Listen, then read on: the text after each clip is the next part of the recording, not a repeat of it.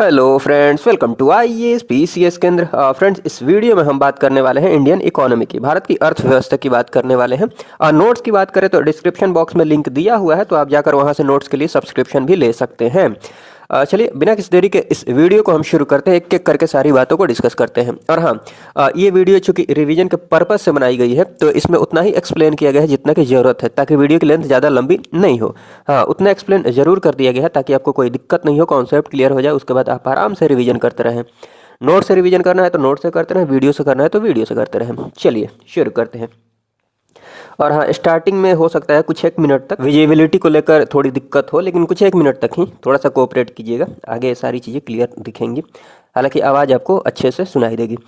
तो चलिए, इस वीडियो में हम सबसे पहले बात करते हैं भारतीय अर्थव्यवस्था की, भारतीय अर्थव्यवस्था के स्वरूप की। भारतीय अर्थव्यवस्था के स्वरूप की बात की जाए, नेचर ऑफ इंडियन इकोनॉमी की बात की जाए, तो सबसे पहले आपको ये ध्यान देना है, आपको पता ही है कि भारतीय अर्थव्यवस्था की जो विशेषता है ना, वो कौन कौन सी विशेषता है। देखिए, यहाँ पर कृषि की प्रधानता है। भारत की बात की जाए तो कृषि की प्रधानता है, मतलब 50% से अधिक लोग कृषि में लगे हुए हैं। और श्रम आधिक्य है। भारत की अर्थव्यवस्था की अगली विशेषता की बात की जाए तो श्रम अधिक अर्थात लेबर सरप्लस है यहाँ पर, मतलब जितनी जरूरत है उससे ज्यादा है, श्रम अधिक अर्थव्यवस्था है। ठीक है। प्रति व्यक्ति आय जो है ना भारत में वो कम है, प्रति व्यक्ति आय कम है। ये सारी जानकारी आप थोड़ा सा रखिएगा, क्वेश्चंस पूछे भी गए हैं और पूछे जाते हैं यहाँ से क्वेश्चंस, तो 2-4 बात ध्यान रखिएगा। वैसे आपको पता ही है हल्का फुल्का, बस इनको देख लीजिए, दिमाग में सेट कर लीजिए इन बातों को। हाँ, बेरोजगारी की बात की जाए तो बेरोजगारी अधिक है। ठीक है। और एक भारत जो है एक विकासशील देश है। ठीक है, डेवलपिंग कंट्री है। तो ये कुछ विशेषताएं हैं, इनको ध्यान रखिएगा। हाँ, अर्थव्यवस्था के प्रकार की बात कर ली जाए, कौन कौन से प्रकार हैं, उसके बाद बात करेंगे कि भारत की अर्थव्यवस्था किस प्रकार की है। देखिए, अर्थव्यवस्था के प्रकार की बात की जाए तो एक तो आप जानते हैं कि पूंजीवादी अर्थव्यवस्था होती है, कैपिटलिस्ट इकोनॉमी। इसमें क्या होता है, इसमें जो उत्पादन के साधन है ना, साधन कहने का मतलब जो पूंजी उसमें लगाई जा रही है, या फिर जो श्रम लग रहा है, या फिर जो भूमि यूज की जा रही है, तो साधन का मतलब यहाँ पर मैंने लिख ही दिया है। साधन के अंतर्गत ये सब चीज़ें आ जाएंगी, पूंजी, श्रम, भूमि आदि। ठीक है। तो वही यहाँ पर लिखा गया है कि जो उत्पादन के जो साधन है ना, उन पर अधिकार किसका होगा, निजी लोगों का, प्राइवेट लोगों का अधिकार होगा। ठीक, पूंजीवादी कैपिटलिस्ट में, पूंजीवादी कैपिटलिस्ट बोल रहा हूँ, कैपिटलिस्ट इकोनॉमी में, पूंजीवादी अर्थव्यवस्था में। फॉर एग्जांपल, जैसे पूंजीवादी अर्थव्यवस्था कहाँ कहाँ पर है, सबसे बड़ा एग्जांपल हो गया आपको अमेरिका, यूएसए, जर्मनी है, ठीक है, कनाडा है, फ्रांस है, ये सब। समाजवादी अर्थव्यवस्था की बात की जाए तो वहाँ पर उत्पादन के साधन पर किसका अधिकार होता है, सरकार का अधिकार होता है। ठीक, सरकार का अधिकार होता है, गवर्नमेंट का अधिकार होता है। एग्जाम्पल के रूप में आप रसिया, चाइना ये ले सकते हैं। रसिया, चाइना समाजवादी अर्थव्यवस्था के अंतर्गत आ जाएंगे। मिश्रित अर्थव्यवस्था की बात की जाए तो मिश्रित अर्थव्यवस्था जो होती है ना, वहाँ पर निजी एवं सार्वजनिक, मतलब प्राइवेट और सार्वजनिक अर्थात सरकारी अर्थात गवर्नमेंट, दोनों क्षेत्रों की विद्यमानता होती है, मतलब एग्जिस्टेंस होता है। दोनों क्षेत्र, दोनों वहाँ पर काम करते हैं, निजी क्षेत्र वाले भी, प्राइवेट सेक्टर वाले भी, और सरकारी अर्थात गवर्नमेंट सेक्टर वाले भी, मतलब सरकार भी। और आपको यही ध्यान रखना है कि भारत जो है ना वो मिश्रित अर्थव्यवस्था पर आधारित है, मिश्रित अर्थव्यवस्था पर आधारित है, मिक्स्ड इकोनॉमी पर आधारित है। बहुत इंपॉर्टेंट है, जरूर ध्यान में रखिएगा। ऊपर मैंने लिख ही दिया है इसको, है यहाँ पर देखिए, मिश्रित अर्थव्यवस्था में भारत की अर्थव्यवस्था जो है ना मिश्रित अर्थव्यवस्था पर आधारित है। ठीक है, निजी अर्थात प्राइवेट एवं सार्वजनिक क्षेत्र दोनों की विद्यमानता होती है मिश्रित अर्थव्यवस्था में।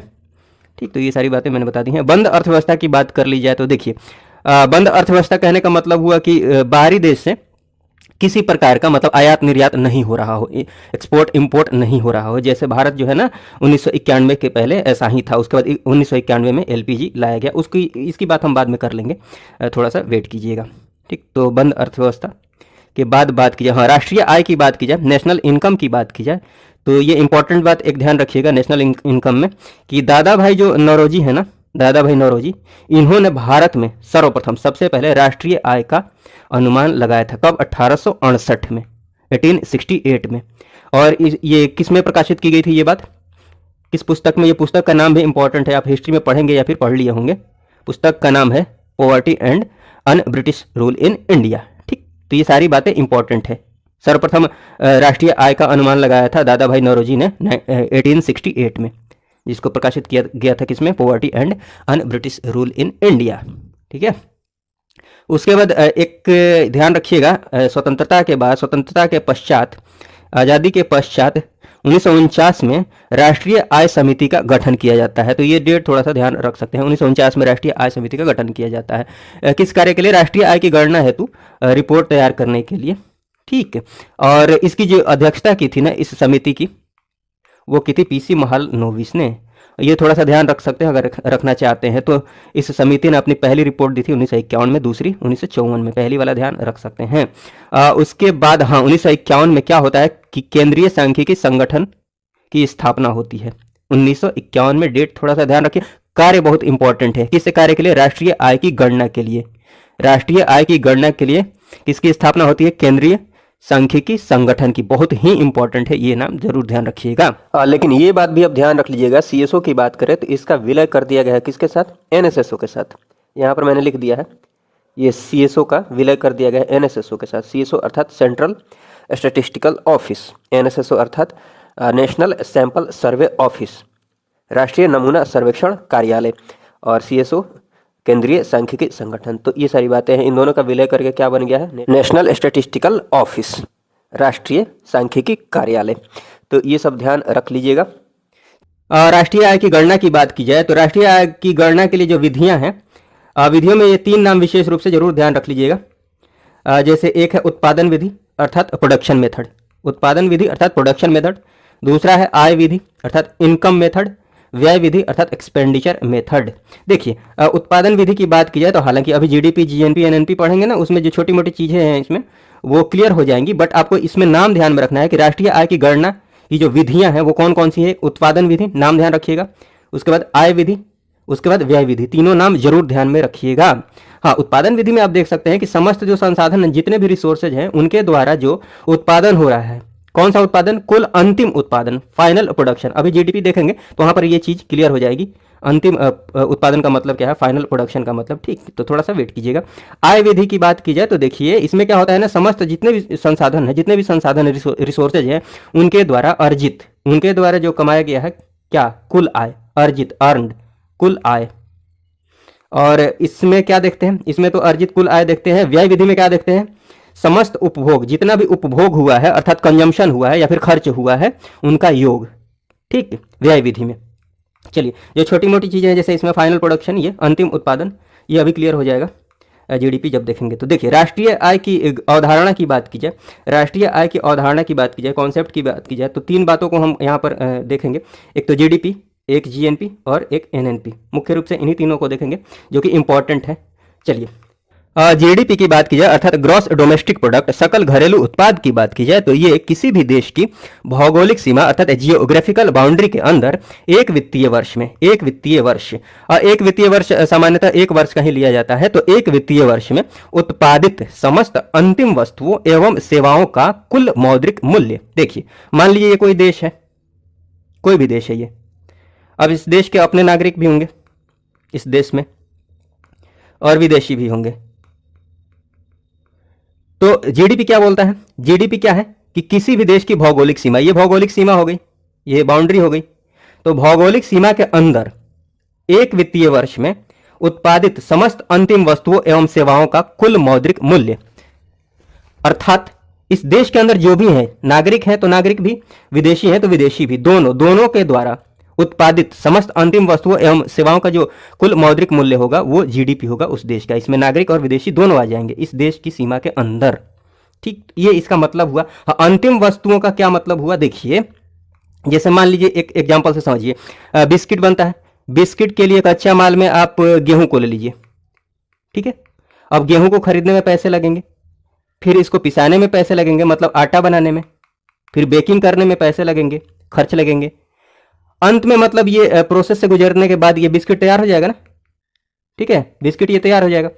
तो बिस्किट तैयार होने के बाद इसका जो प्राइस फिक्स किया जाता है बिस्किट का, उसमें तो सब शामिल कर लिया जाता है ना। इसके पीछे जितने भी खर्च लगे हैं, जितने भी पैसे लगे हैं, उन सबको इसमें शामिल कर लिया जाता है बिस्किट में। ठीक है, तो जब इसी में सब शामिल कर लिया गया है तो इसको देखने की क्या जरूरत है? गेहूं, आटा और ये जो बेकिंग में खर्च लगे हैं, मतलब पैसे लगे हैं, उनको देखने की जरूरत नहीं है। मतलब अंतिम वस्तु जो बनकर तैयार हुई है, जैसे ये बिस्किट बनकर तैयार हुआ है, तो इसका जो मौद्रिक मूल्य है, इसी को अगर काउंट कर लेते हैं तो इसके पीछे जितनी भी चीजें इसमें ऐड की गई हैं वो सारी चीजें इसमें इंक्लूड हो जाएंगी, शामिल हो जाएंगी। अलग से ऐड करने की जरूरत है नहीं। मान लीजिए इसमें गेहूं लगा था तो अब गेहूं का पैसा अलग से जोड़ेंगे, फिर गेहूं का पैसा तो इसमें जोड़ लिया गया है ना, जो बिस्किट बनकर तैयार हुआ है, बिस्किट जो मार्केट में आया है उसमें सारे पैसे ऐड कर लिए गए हैं, तो डबल ट्रिपल काउंटिंग हो जाएगी, एरर आ जाएगा। इसीलिए अंतिम वस्तुओं का जो मौद्रिक मूल्य है ना उसको काउंट किया जाता है, अंतिम वस्तुओं एवं सेवाओं का। ये ध्यान रखना है तो ध्यान रख सकते हैं कि किसी भी अर्थव्यवस्था की जो वृद्धि दर होती है ना, ग्रोथ रेट ऑफ इकोनॉमी जो होती है, किसी भी अर्थव्यवस्था की जो वृद्धि दर होती है वो क्या होती है, जीडीपी में होने वाला वार्षिक प्रतिशत परिवर्तन, मतलब जो परसेंटेज चेंज होता है ना एक वर्ष में, परसेंटेज जो चेंज होता है, ठीक ना, उसी को अर्थव्यवस्था की वृद्धि दर कहा जाता है। जो बस ऐसे ही हल्का फुल्का ध्यान रख लीजिए, बहुत इंपॉर्टेंट नहीं है। जीएनपी की बात की जाए अर्थात ग्रॉस नेशनल प्रोडक्ट, सकल राष्ट्रीय उत्पाद की बात की जाए तो ये किसी भी देश के जो नागरिक हैं वो देश के अंदर में रह रहे हों या फिर बाहर में रह रहे हों, दोनों के द्वारा एक वित्तीय वर्ष में उत्पादित अंतिम वस्तुओं एवं सेवाओं का कुल मौद्रिक मूल्य है। इसका मतलब क्या हुआ, समझाने की कोशिश करता हूं। देखिए, जैसे मान लीजिए भारत है, भारत के अंदर में जो नागरिक हैं उनके द्वारा जो उत्पादन किया जा रहा है, उनके द्वारा जो सेवा दी जा रही है, उनका जो मौद्रिक मूल्य है। और भारत के जो नागरिक विदेश में रह रहे हैं, विदेश में भी तो रह रहे हैं ना भारत के नागरिक, तो उनके द्वारा जो उत्पादन किया जा रहा है कहां पर, विदेश में, और उनके द्वारा जो सेवा दी जा रही है उनका जो मौद्रिक मूल्य होगा ना उनको, और भारत के अंदर जो नागरिक है उनके द्वारा जो उत्पादन किया जा रहा है, सेवा दी जा रही है, उनका जो मौद्रिक मूल्य है, दोनों के मौद्रिक मूल्य को मिला दिया जाएगा तो वो क्या हो जाएगा, जीएनपी हो जाएगा, सकल राष्ट्रीय उत्पाद हो जाएगा। इसका मतलब क्या हुआ, जैसे मान लीजिए कोई देश है, देश के अंदर जो नागरिक है, ठीक, तो इस नागरिक के द्वारा, इन नागरिकों के द्वारा जो उत्पादन किया जा रहा है, सेवा दी जा रही है, इनका मौद्रिक मूल्य, और देश के बाहर जो नागरिक है, ठीक, इसी देश के नागरिक जो कि बाहर में रह रहे हैं किसी और देश में, इनके द्वारा जो उत्पादन किया जा रहा है, जो सेवा दी जा रही है, सर्विस दिया जा रहा है, ठीक है, इनका जो मौद्रिक मूल्य है, दोनों को जोड़ दिया जाएगा तो ये क्या हो जाएगा, जीएनपी हो जाएगा।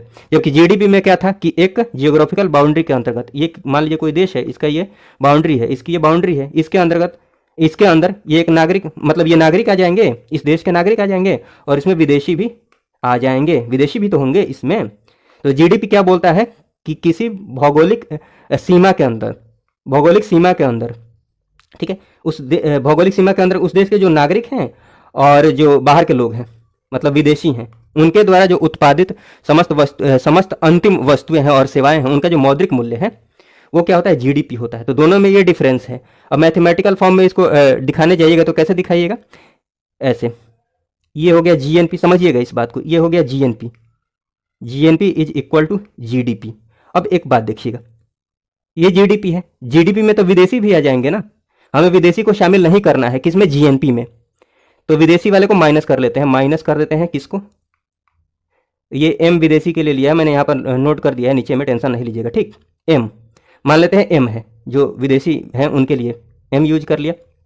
अब देखिए, अब जीडीपी में से आपने जैसे ही एम माइनस किया, यहाँ पर से इस विदेशी को काट दिया, क्रॉस कर दिया, तो केवल ये नागरिक बच गया, ये नागरिक वाला ऑप्शन बच गया इस देश के अंदर, मतलब इस भौगोलिक सीमा के अंदर में। लेकिन इस भौगोलिक सीमा के बाहर भी इसी देश के नागरिक रहते हैं, इनको भी शामिल करना है, किसमें, जीएनपी में। तो ये जो बाहर वाले हैं ना, इनको प्लस कर दिया, प्लस प्लस प्लस ऐड कर दिया, ये एक्स मान लेते हैं, जो बाहर में रह रहे हैं उनके लिए एक्स, ठीक है। अब इसको थोड़ा सा अरेंज करेंगे ना तो ये ऐसा कुछ हो जाएगा, जगह नहीं है, ऊपर मैं लिखने की कोशिश कर रहा हूँ, ध्यान से देखिएगा, जीडीपी प्लस, ये प्लस एक्स है, एक्स को पहले लिख देता हूँ, माइनस एम, दोनों में कोई डिफरेंस नहीं है, दोनों एक ही बात है, ठीक। तो ये मैथमेटिकल फॉर्म में नीचे लिखा हुआ है, उसको समझाने के लिए मैंने ये बताया। जीएनपी इज इक्वल टू क्या हो जाएगा, GDP plus X minus M. X क्या है, देश के नागरिकों के द्वारा विदेशों में अर्जित आय, विदेश में जो अर्जित आय है देश के नागरिकों के द्वारा, वो एक्स है, ठीक है। तो जीडीपी में एक्स को तो ऐड कर दिया गया, बट जीडीपी में विदेशी भी होते हैं तो उनको तो हटाना पड़ेगा, वही यहाँ पर माइनस एम किया गया है। एम क्या है, विदेशियों द्वारा देश में अर्जित, मतलब विदेशियों के द्वारा जो अपने देश में अर्जित आय है उनको माइनस करना पड़ेगा। जैसे भारत में जो विदेशी रह रहे हैं वो जो अर्जित, मतलब आय अर्जित कर रहे हैं, आय पैसा कमा रहे हैं, उनको माइनस करना पड़ेगा, तभी जीएनपी मिल पाएगा, ठीक है। और हाँ, इसका क्या मतलब हुआ ये भी थोड़ा समझ लीजिए, जीडीपी प्लस ये जो है ना, इसका मतलब ये हुआ, क्या मतलब हुआ इसका, ये एक्स क्या है, अपने देश के नागरिक के द्वारा जो आय अर्जित किया जा रहा है, कहाँ से, देश के बाहर से, मान लीजिए एग्जाम्पल के रूप में, देश के बाहर से इतने रुपए आ रहे हैं, 100 करोड़, और देश के अंदर में जो विदेशी हैं वो भी तो यहाँ के पैसे बाहर ले जा रहे हैं, मान लीजिए ये कमा रहे हैं यहाँ पर 80 करोड़, ठीक, माइनस करेंगे तो कितना हो जाएगा, 20 करोड़। कायदे से देखा जाए तो हमें 20 करोड़ का ही फायदा हो रहा है, ठीक, 20 करोड़ ही हमें मिल रहे हैं। तो वही यहाँ पर लिखा हुआ, विदेश से अर्जित शुद्ध आय, नेट इनकम इसको बोलते हैं, ओवरऑल देखा जाए तो नेट इनकम कितने का हुआ यहाँ से, ये दोनों को माइनस करेंगे तभी तो मिलेगा। वो नेगेटिव में भी आ सकता है, पॉजिटिव में भी हो सकता है। हाँ, दोनों अगर इक्वल हो जाते हैं, दोनों इक्वल हो जाते हैं, मतलब जितना क्या बोलते हैं, विदेशों से अर्जित आय है, विदेश से जितना आय अर्जित होकर आ रहा है, कमा कर ला रहे हैं, ठीक है, और देश में जो बाहर के लोग रहकर कमा रहे हैं, वो दोनों जब बराबर हो जाएगा तो जीएनपी और जीडीपी बराबर हो जाएंगे। ये तो आप कर सकते हैं इस फॉर्मूला से, ये मुझे ज़्यादा समझाने की जरूरत है नहीं। हाँ, ये भी थोड़ा ध्यान रख सकते हैं कि बंद अर्थव्यवस्था में, क्लोज्ड इकोनॉमी में एक्स और एम बराबर होंगे तो वहाँ भी जीएनपी और जीडीपी क्या हो जाएंगे, इक्वल हो जाएंगे एक दूसरे के। उसके बाद बात की जाए शुद्ध राष्ट्रीय आय की, शुद्ध राष्ट्रीय उत्पाद की, नेट नेशनल प्रोडक्ट की बात की जाए, एनएनपी की बात की जाए, तो ये क्या होता है, जीएनपी में से जो मूल्य का ह्रास होता है ना, जीएनपी में से मूल्य ह्रास को, डेप्रिसिएशन को घटा दिया जाता है तो वो शुद्ध राष्ट्रीय आय दे देता है, शुद्ध राष्ट्रीय उत्पाद मिल जाता है वहाँ से। इसका मतलब क्या हुआ, एनएनपी का मतलब देखिए, ये जीएनपी में से आपको क्या करना है, खाली मूल्य ह्रास को, जो मूल्य का डेप्रिसिएशन हो रहा है वो माइनस कर देना है, तो क्या मिल जाएगा आपको, एनएनपी मिल जाएगा। वही ऊपर लिखा गया है भाई, एनएनपी का मतलब क्या हुआ, ये जीएनपी मिल जाएगा ना, यहाँ जीडीपी प्लस विदेश से अर्जित शुद्ध आय, ऊपर जो मैंने लिखा है। अब इसमें से आपको मूल्य ह्रास घटा देना है तो वो क्या देगा, एनएनपी देगा। थोड़ा सा ये ध्यान रख लीजिएगा। और इसके साथ ये भी समझ लीजिए, ये देख लीजिए, जीडीपी एट मार्केट प्राइस की बात करें, GDP at market price, NDP at market price, या फिर एनएनपी एट मार्केट प्राइस, कुछ भी पूछता है मार्केट प्राइस पर या फिर फैक्टर कॉस्ट पर, तो आप आसानी से बता सकते हैं। सबसे पहले तो आप मार्केट प्राइस समझ लीजिए। बाजार मूल्य की बात करें तो ये तो समझते ही होंगे, साधन लागत, फैक्टर कॉस्ट, किसी भी वस्तु के प्रोडक्शन में जो भी खर्च लग रहे हैं वो फैक्टर कॉस्ट है। कहने का मतलब ये हुआ किसी वस्तु के प्रोडक्शन में मान लीजिए रॉ मटेरियल पर खर्च लग रहे हैं, लेबर कॉस्ट हो गया, रेंट हो गया जहाँ पर फैक्ट्री लगी हुई है, तो ये सब क्या है, साधन लागत है, फैक्टर कॉस्ट है, ठीक है। तो कहने का मतलब ये हुआ कि जो बाजार मूल्य होते हैं, मार्केट प्राइस की बात करें, जो भी वस्तुएं हम तक आती हैं उसका जो मूल्य होता है उसमें केवल फैक्टर कॉस्ट ही तो शामिल नहीं ना होते हैं, उसमें और भी बहुत सारी चीज़ें होती हैं। जैसे ये आपको पता है, उसमें इनडायरेक्ट टैक्सेज भी होते हैं, अप्रत्यक्ष कर होते हैं, ठीक है। तो ये ध्यान रखिएगा, साधन लागत में और क्या होते हैं, अप्रत्यक्ष कर, इनको ऐड कर दीजिए। लेकिन ये भी तो हो सकता है ना कि गवर्नमेंट किसी वस्तु के प्रोडक्शन में सब्सिडी दे दे, तो वो सब्सिडी अगर दे रही है गवर्नमेंट, वो तो पैसे वापस मिल जाएंगे जो प्रोडक्शन कर रहे हैं, जो उत्पादन कर रहे हैं उनको, ठीक है। तो सब्सिडी को उसमें से माइनस कर दिया जाएगा। समझ रहे हैं क्या करना है, साधन लागत में जो भी टैक्सेज है, मतलब अप्रत्यक्ष कर, ये समझ गए, और इसमें से सब्सिडी माइनस कर दीजिए, तो ये क्या हो जाएगा, बाजार मूल्य हो जाएगा, मार्केट प्राइस। समझ गए होंगे। उसके बाद आप आसानी से बता सकते हैं जीडीपी एट मार्केट प्राइस क्या हो जाएगा, GDP at factor cost per जो भी जीडीपी है उसमें इनडायरेक्ट टैक्सेज जोड़ दीजिए, अप्रत्यक्ष कर जोड़ दीजिए, और उसमें से सब्सिडी माइनस कर लेना है, तो वो क्या हो जाएगा, जीडीपी एट मार्केट प्राइस। और थोड़ा बहुत मैथ आपको पता है तो आप आसानी से समझ सकते हैं कि जीडीपी एट फैक्टर कॉस्ट कैसे निकल जाएगा यहाँ से। मतलब अगर ये आपको ध्यान है तो आसानी से बिना दिमाग लगाए क्या कर सकते हैं, ये पता कर सकते हैं। मेरे कहने का मतलब ये हुआ, मान लीजिए जीडीपी एट फैक्टर कॉस्ट पूछा है तो बाकी इन दोनों को उठाकर दूसरी तरफ लेकर चले जाइए। ये अप्रत्यक्ष कर प्लस में है, उधर जाएगा तो यहाँ माइनस आ जाएगा, यहाँ सब्सिडी माइनस में, उधर जाएगा तो प्लस हो जाएगा। तो मतलब यहाँ से आप उठा के यहाँ पर आ सकते हैं, ज़्यादा दिमाग नहीं लगाना है, वही किया गया है। ये बस आप समझिएगा, ध्यान रखिएगा। उसके बाद यहाँ पर ये ध्यान रख लीजिए, हाँ ये मैंने बता दिया है। जैसे मान लीजिए एक और एग्जांपल ले लेते हैं, जैसे एनएनपी ही हमें निकालना है एट फैक्टर कॉस्ट पर अगर हमें एनएनपी, यहाँ देखिएगा जीडीपी एट फैक्टर कॉस्ट लिखा है ना, मैंने क्या किया है, जीडीपी एट मार्केट प्राइस, उसमें से अप्रत्यक्ष कर घटा दिया है। यहाँ देखिए, ये तो आप समझ गए हैं, यहाँ तो मैंने काफ़ी अच्छे से समझा दिया। उसके बाद थोड़ा सा मैथ लगाकर ये दाएं बाएं करके ये ला सकते हैं फॉर्मूला, अगर समझते हैं इसको तो ठीक है, ये ला लीजिए। उसके बाद जो कुछ भी पता करना है, मान लीजिए हमें एनएनपी एट फैक्टर कॉस्ट पूछा है तो क्या कीजिएगा, ऐसे ही सेट कर दीजिए, NNP eight market price minus अप्रत्यक्ष कर प्लस सब्सिडी। समझ रहे हैं आप इस बात को। और एक और बात देखिएगा, मान लीजिए ऑप्शन में ये सब भी दिया हुआ है, जैसे मान लीजिए ऐसे दिया हुआ है ये सब, ये क्या है, ये समझ चुके हैं आप। जैसे यहाँ पर देखिए, ये एनएनपी कहाँ से आता है, जीएनपी में से हम ये मूल्य ह्रास घटा देते हैं, मूल्य ह्रास, जीएनपी में से अगर मूल्य ह्रास माइनस कर देते हैं तो क्या मिल जाता है, एनएनपी मिल जाता है। अभी आपने देखा है, ठीक है। तो एनएनपी के बदले ही ये यहाँ पर लिखा गया है, और बाकी ये सारी चीज़ें तो कॉमन ही है, ठीक है। तो एनएनपी एट फैक्टर कॉस्ट को ऐसे भी दे सकता है ऑप्शन में, तो ये भी सही है। उसके बाद ये अगर ऐसे दिया हुआ है जीडीपी एट मार्केट प्राइस, ये तो देखिए यहाँ पर कॉमन है, ये और ये, इसकी बात हम नहीं कर रहे हैं। मान लीजिए ऐसे दिया हुआ है, यहाँ पर जीडीपी एट मार्केट प्राइस दिया हुआ है और यहाँ पर देखिएगा प्लस एक्स माइनस एम, ये नेट इनकम फ्रॉम अब्रॉड, ये समझ चुके हैं आप पहले ही। तो इनको जब ऐड कीजिएगा तो क्या मिल जाएगा, जीएनपी मिल जाएगा और उसमें से ये माइनस अप्रत्यक्ष कर प्लस सब्सिडी है, मूल्य ह्रास को माइनस किया गया है। ये सारी चीज़ें आप समझ पा रहे होंगे, ठीक है। तो ये समझते रहिएगा, रिवीजन के क्रम में देखते रहिएगा ऐसे, ठीक है। और ये बात समझ लीजिएगा, एनएनपी जो फैक्टर कॉस्ट है ना, यही क्या है, वास्तविक राष्ट्रीय आय है।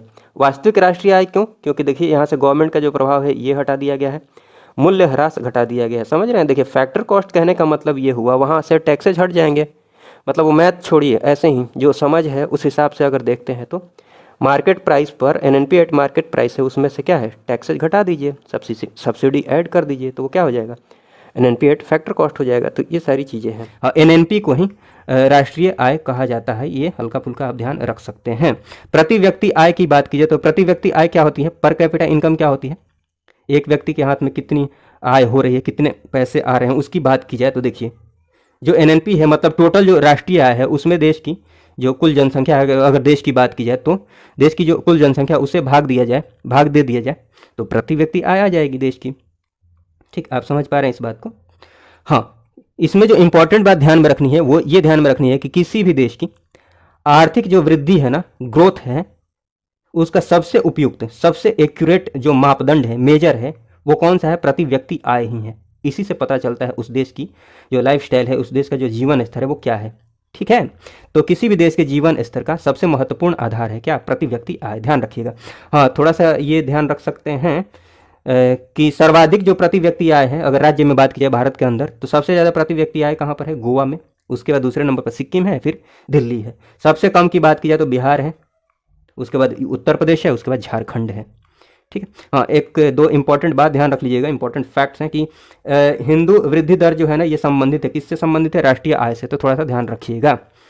हाँ, जो जीडीपी या फिर राष्ट्रीय आय की गणना की जाती है, इसके लिए जो बेस ईयर तैयार किया गया है, जो बेस ईयर है वर्तमान में जिसको आधार माना जाता है, तो बेस ईयर की बात की जाए तो ये थोड़ा सा ध्यान रख लीजिएगा, 2011-12। ठीक, इसी को आधार मानकर राष्ट्रीय आय और जीडीपी की गणना की जाए, राष्ट्रीय आय या फिर जीडीपी की गणना की जाती है।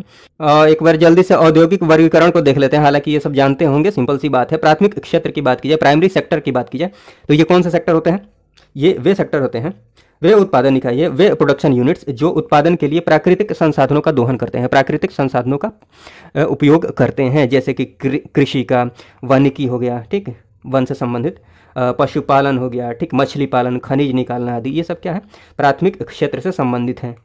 2-3 एग्जाम्पल्स ध्यान रख लीजिएगा, जैसे कृषि, वानिकी, पशुपालन। द्वितीयक क्षेत्र की बात की जाए, सेकेंडरी सेक्टर की बात की जाए तो ये क्या होता है, कच्चा माल के रूप में किसका प्रयोग करते हैं, रॉ मटेरियल्स के रूप में प्राथमिक क्षेत्र, प्राथमिक क्षेत्र से अपना कच्चा मटेरियल लेते हैं। ये वे उत्पादन इकाइयाँ है ना जो एक प्रकार के वस्तु को दूसरे प्रकार की वस्तु में परिवर्तित करते हैं, बदलते हैं। जैसे गेहूँ है, गेहूँ को अभी मैंने जो एग्जाम्पल दिया था, गेहूँ को, ये क्या है, कृषि उत्पाद है, ठीक, इसको बदल दिया बिस्किट में, तो ये कहाँ पर होगा, द्वितीय क्षेत्र में होगा। एक प्रकार के उत्पाद से, 1 मिनट, ठीक, एक प्रकार की वस्तु को दूसरे प्रकार की वस्तु में परिवर्तित करना, जैसे कारखाने हो गए, विनिर्माण, ये एग्जाम्पल ध्यान रखिएगा, विनिर्माण, ठीक है, ये जरूर ध्यान रखिएगा, द्वितीय क्षेत्र के अंतर्गत आता है। बिजली उत्पादन, खनन, जल की आपूर्ति आदि, ठीक है, ये सारी चीज़ें हैं। उसके बाद तृतीय क्षेत्र की बात की जाए, इसी को बोलते हैं सर्विस सेक्टर। तृतीय क्षेत्र की बात की जाए, टर्शियरी सेक्टर की बात की जाए, जिसका कि अन्य नाम सेवा क्षेत्र भी है, सर्विस सेक्टर है।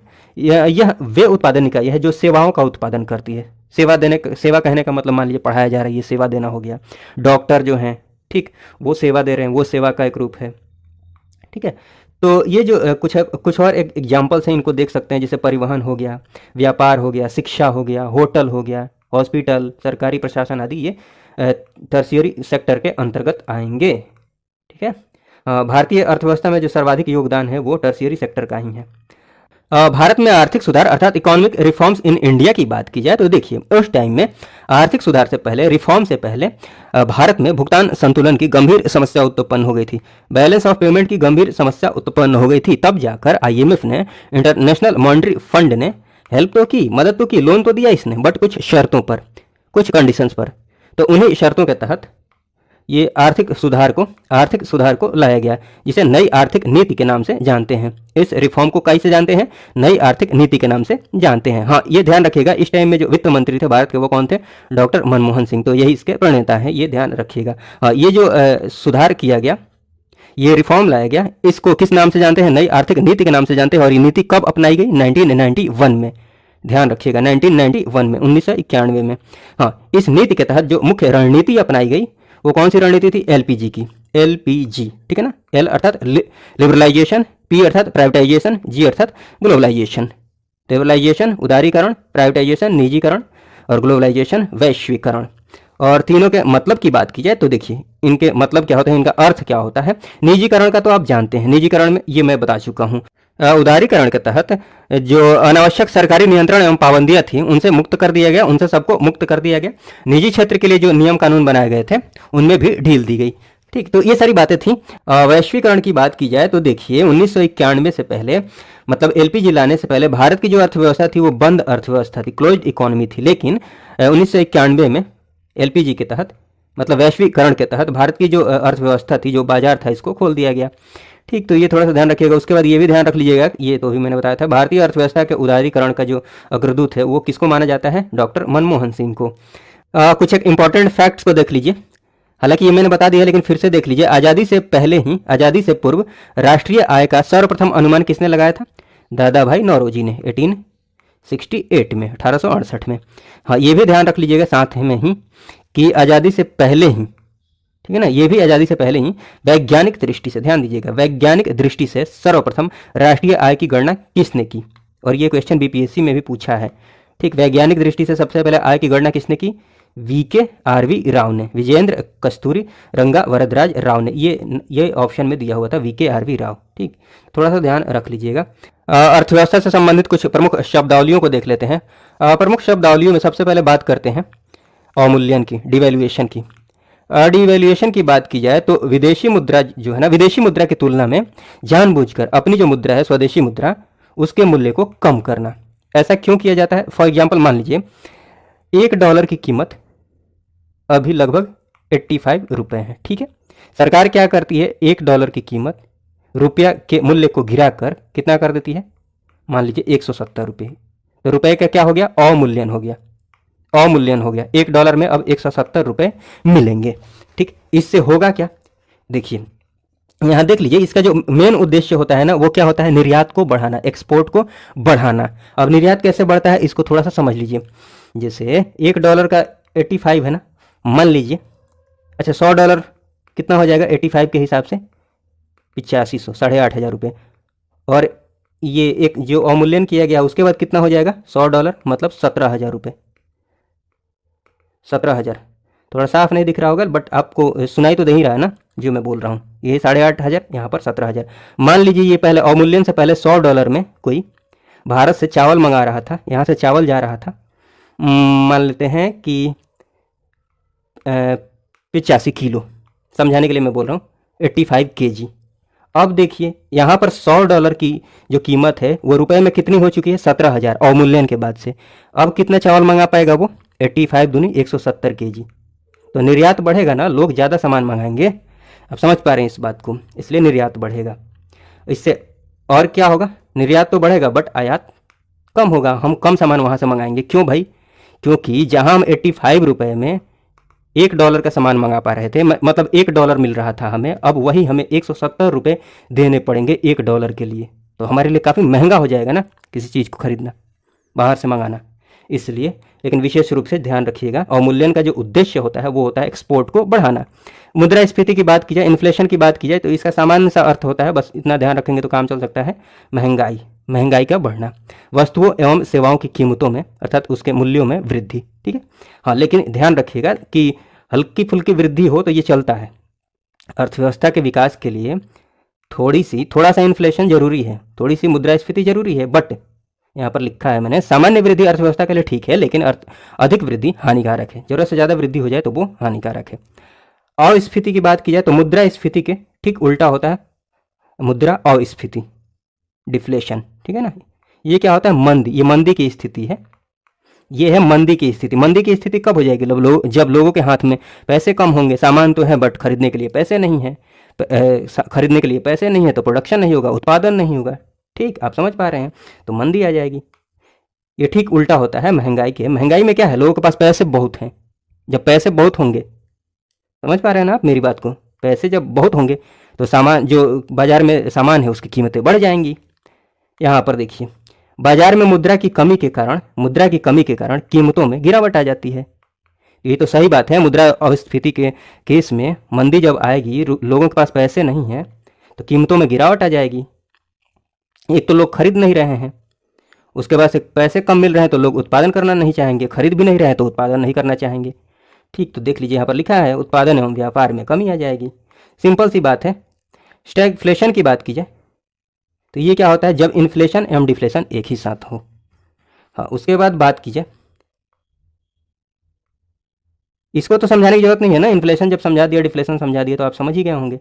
मतलब महंगाई भी है, समझ रहे हैं ना, सामान का दाम बढ़ गया है, सामान का दाम भी बढ़ गया है और डिफ्लेशन भी है, मंदी भी है, फिर भी लोग नहीं खरीद रहे हैं, पैसे खर्च नहीं कर रहे हैं।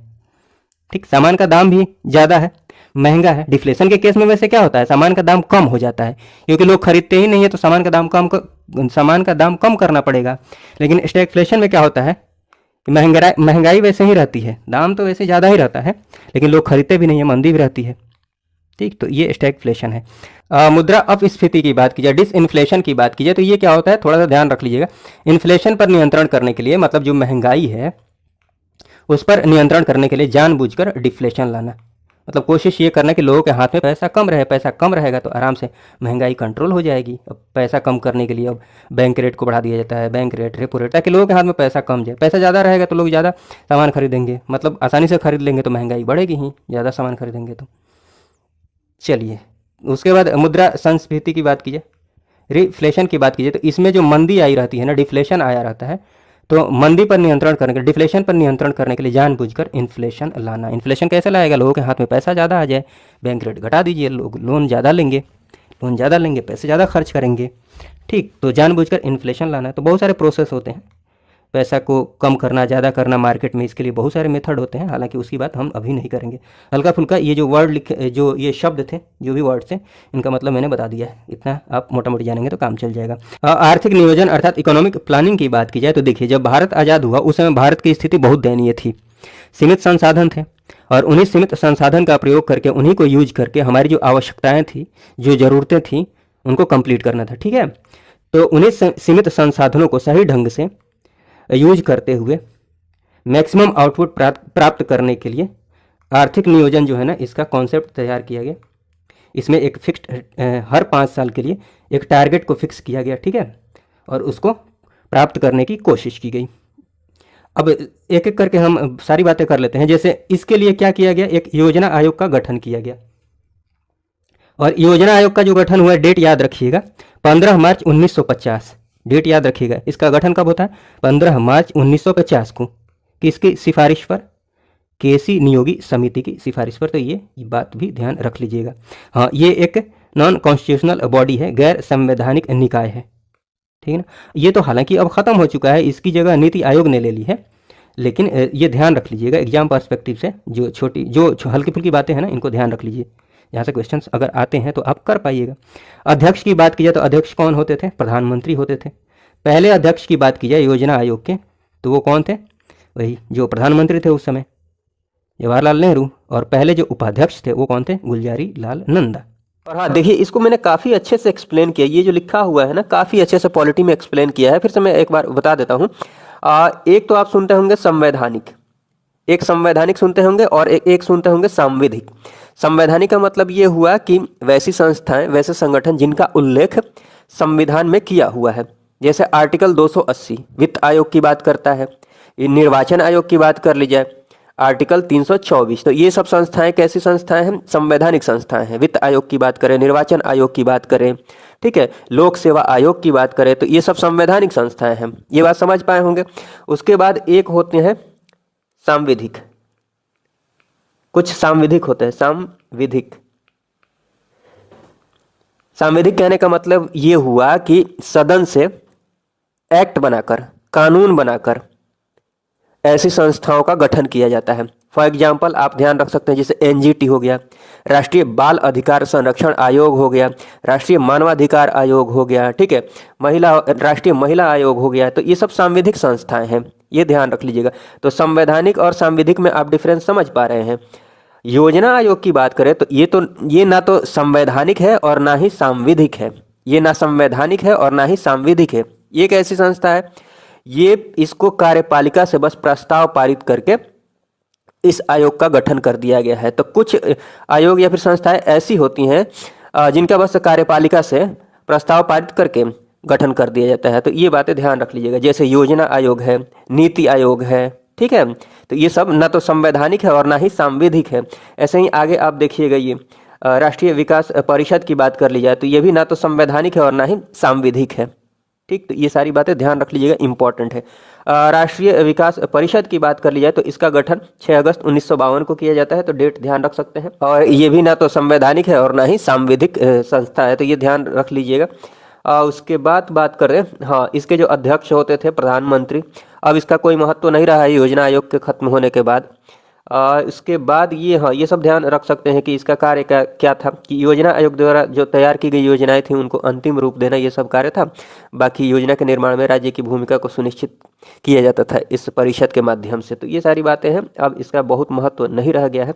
बाकी आप एग्जाम पर्सपेक्टिव से थोड़ी बहुत बातें ध्यान इसमें से रख सकते हैं, जैसे गठन की बात कर लीजिए, अध्यक्ष की बात कर लीजिए, और ये कैसी संस्था है, तो ये ध्यान रख लीजिएगा। सबसे इंपॉर्टेंट तो यही है, ये तो ना तो संवैधानिक है और ना ही सांविधिक है। उसके बाद चलिए जल्दी से जितनी भी पंचवर्षीय योजनाएं हैं और उनसे संबंधित जो भी महत्वपूर्ण बातें हैं उनको जल्दी से देख लेते हैं। जैसे प्रथम पंचवर्षीय योजना की बात करें तो ये टाइम पीरियड भी थोड़ा सा ध्यान रख लीजिएगा, 1951 से 56 तक ये चलती है योजना। और ये किस मॉडल पर आधारित थी, ध्यान रख लीजिएगा, हेरर-डोमर मॉडल। और जो प्रमुख बल दिया गया था इस योजना के अंतर्गत, किस पर बल दिया गया था, कृषि पर, ये जरूर ध्यान रख लीजिएगा, कृषि इंपॉर्टेंट है। इसके साथ साथ सिंचाई हो गया, विद्युत, ये भाखड़ा, इसी के अंतर्गत देखिएगा, भाखड़ा नांगल बांध, हीराकुंड बांध, दामोदर घाटी परियोजना की स्थापना की जाएगी। तो ये सारी चीज़ें हैं, लेकिन ये जरूर ध्यान रख लीजिएगा, कृषि पर मुख्य रूप से बल दिया गया था। उसके बाद दूसरी पंचवर्षीय योजना की बात कर ली जाए तो ये टाइम पीरियड भी ध्यान रख सकते हैं, 1956 से 61। ये पीसी महालनोबिस मॉडल पर आधारित है। और इसमें जो विशेष बल दिया गया, जो प्रमुख रूप से बल दिया गया, वो किस पर दिया गया, भारी उद्योग एवं आधारभूत उद्योग पर। तो ये जरूर ध्यान रख लीजिएगा। इसी के तहत देखिएगा कि ओडिशा के राउरकेला में किसकी हेल्प से, जर्मनी की हेल्प से, छत्तीसगढ़ के भिलाई में, ठीक है, सोवियत संघ की हेल्प से, और जो ये पश्चिम बंगाल यहाँ पर देख रहे हैं, पश्चिम बंगाल के दुर्गापुर में ब्रिटेन की हेल्प से इस्पात संयंत्र की स्थापना। उसके बाद तीसरी पंचवर्षीय योजना की बात कर लीजिए, जो कि 1961 से लेकर 66 तक चली। तो ये एच.सी. चक्रवर्ती मॉडल पर आधारित है। और इसमें जो विशेष बल दिया गया था, किस पर दिया गया था, आत्मनिर्भरता पर। लेकिन आत्मनिर्भरता की बात क्या ही करें, ये इसी बीच देखिएगा आपकी 2 युद्ध हो जाएंगे। युद्ध के बाद अर्थव्यवस्था चरमरा जाएगी। और भी 2 युद्ध होते हैं, एक तो चाइना के साथ युद्ध होगा 1962 में, और पाकिस्तान के साथ हो जाएगा 65 में, जिसकी वजह से ये इस योजना की बात करें, इस पंचवर्षीय योजना की बात करें तो ये काफ़ी असफल हो जाता है। मतलब सबसे ज़्यादा अगर कोई असफल योजना है तो ये यही है, यहाँ पर मैंने लिख दिया असफल, सर्वाधिक असफल योजना ये रहती है, ठीक है। तो ये बात आप समझ सकते हैं, युद्ध की वजह से। उसके बाद आप देखिएगा चौथी पंचवर्षीय योजना की बात कर लीजिए तो देखिए 69 से 74 तक, और ये अशोक रुद्र मॉडल पर आधारित है। इसमें फिर वही, वहाँ पर आत्मनिर्भरता तो हमें मिल नहीं पाई थी, तो फिर से वही लक्ष्य रहता है, आत्मनिर्भरता। और यहाँ पर ध्यान रख लीजिएगा, यहाँ पर गैप आप देख रहे होंगे, ये 66 के बाद देखिए ये 69 दिख रहा है आपको, तो बीच में योजना अवकाश आ जाएगा, जिनको हम अलग से यहाँ पर देख लेंगे। यहाँ पर मैंने दिखाया है, तो थोड़ा सा वेट कर लीजिए। तो योजना अवकाश के बाद 1969 से 74, ये ध्यान रख लीजिएगा। ये चौथी पंचवर्षीय योजना है, अशोक रुद्र मॉडल पर आधारित है। इसमें फिर से आत्मनिर्भरता एवं स्थिरता के साथ विकास पर बल दिया गया, तो ये थोड़ा सा ध्यान रख सकते हैं। फिर पांचवी पंचवर्षीय योजना की बात कर ली जाए ना, तो देखिए क्या होता है। इसकी बात करें तो ये 74 से 78 आप देख रहे हैं, मतलब पंचवर्षीय योजना है, लेकिन 1 साल पहले ही ये योजना समाप्त हो जाती है, क्योंकि कांग्रेस की सरकार, मतलब इंदिरा गांधी की सरकार चली जाती है। तो ये थोड़ा सा ध्यान रख लीजिएगा, सरकार बदल जाती है। तो पांचवी पंचवर्षीय योजना की बात कर लिए तो ये डीपी धर मॉडल पर आधारित है। इसमें जो विशेष बल दिया गया वो किस पर दिया गया, पहली बार ये बल दिया गया, इंपॉर्टेंट है, ध्यान रख लीजिएगा एग्जाम पर्सपेक्टिव से, गरीबी उन्मूलन पर पहली बार बल दिया गया। ठीक है, लेकिन ये हाँ ये मैंने लिख ही दिया है, 1 वर्ष पहले यह योजना समाप्त हो जाती है। और ये आपको पता ही है कि इंदिरा गांधी के टाइम में ही परिवार नियोजन कार्यक्रम भी लाया गया था, तो ये बात भी आप ध्यान रख सकते हैं इसी योजना के तहत। उसके बाद यहाँ पर देखिए ये कांग्रेस की सरकार चली जाएगी, फिर 2 साल के लिए फिर से योजना अवकाश आ जाएगा, जिसको रोलिंग प्लान के नाम से जानते हैं। यहाँ पर मैंने दिखाया है, बाद में देख लेते हैं, सबको मैंने दिखा दिया है यहाँ पर। ठीक है, तो 1978 से लेकर 80 तक, 80 में फिर सरकार आएगी कांग्रेस की। फिर छठी पंचवर्षीय योजना यहाँ पर आप देखेंगे 1980 से लेकर 85 तक। फिर आगे वही गरीबी निवारण, रोजगार सृजन, इसमें बहुत इंपॉर्टेंट बातें नहीं है।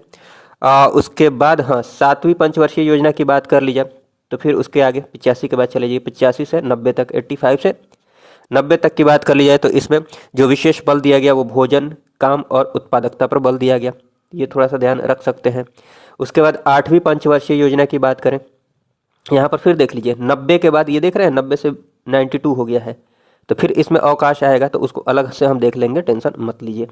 तो 92 से 92 से 97 की बात कर लीजिए। इसकी बात करें 8वीं पंचवर्षीय योजना की बात कर लीजिए तो ये डब्ल्यू मिलर मॉडल पर आधारित है, ये ध्यान रख सकते हैं। और जो विशेष बल दिया गया वो किस पर दिया गया, ह्यूमन रिसोर्स, मानव संसाधन के विकास पर बल दिया गया, इंपॉर्टेंट है, जरूर ध्यान रख लीजिएगा, मानव संसाधन के विकास पर। उसके बाद 9वीं पंचवर्षीय योजना की बात कर लिया है तो आगे देखिए कोई योजना अवकाश नहीं आने वाला है, तो 1997 से लेकर 2002 तक। ठीक है, इसमें जो जिस पर विशेष बल दिया गया, प्राथमिकता जिनको दी गई वो है सामाजिक न्याय एवं समानता के साथ आर्थिक विकास। ठीक है, तो ये सब आप देख सकते हैं।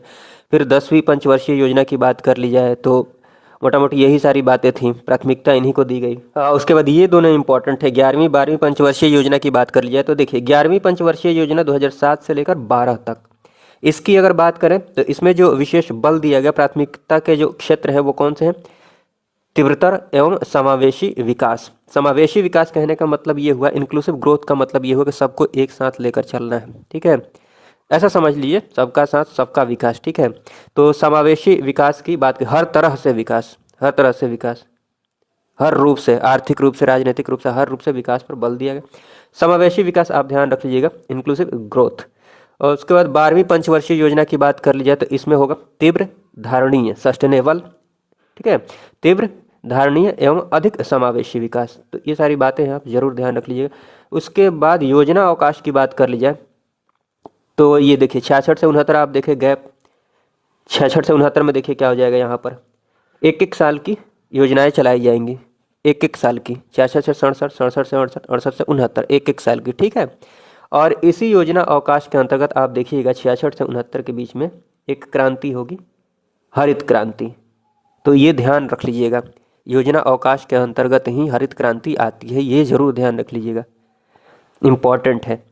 उसके बाद आगे देखिएगा ये कि कौन सी पंचवर्षीय योजना के बाद ये जो रोलिंग प्लान है ये आ जाता है, किस पंचवर्षीय योजना के बाद, तो 5वीं पंचवर्षीय योजना के बाद। इसमें भी देखिए इसके अंतर्गत 1-1 वर्षीय योजनाएं चलाई जाती हैं। फिर आप देखिएगा, हाँ ये मैंने लिख ही दिया है, 66-67 में हरित क्रांति की शुरुआत होती है।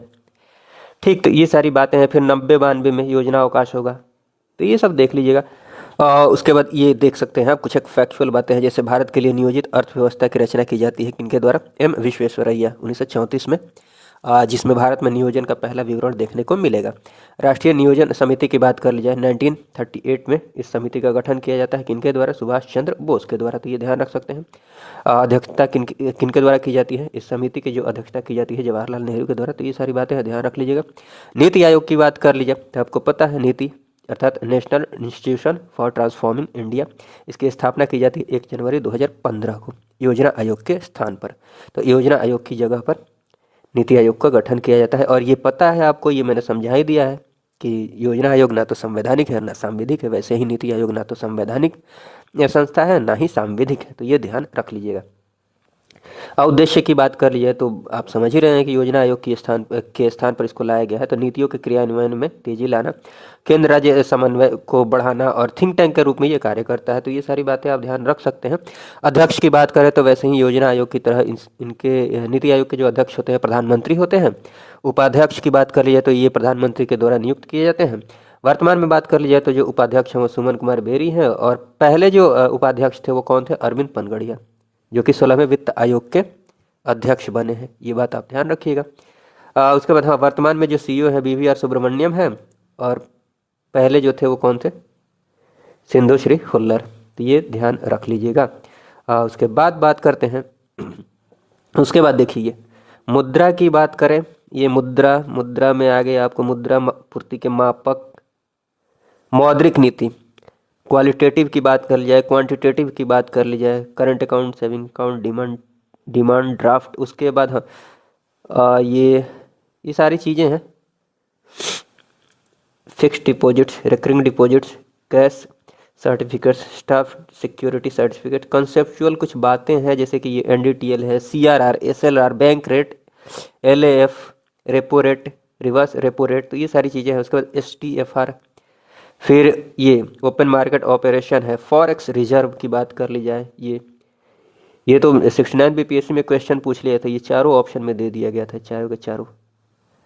खैर, इसके बाद भुगतान संतुलन है, फिर इसी में आगे आइएगा, इधर FDI है, FPI है, SDR विशेष आहरण अधिकार की बात कर लिया, फिर इसमें से प्रमुख औद्योगिक नीति की बात कर ली जाए तो ये भी 69 में पूछ लिया गया था BPSC में, ये वाला। उसके बाद आगे आइएगा तो MSME है, फिर गरीबी है, गरीबी मापने के लिए कौन कौन सी समितियां बनाई गई थी, मापने के साधन कौन कौन से हैं, तो ये सारी चीज़ें हैं।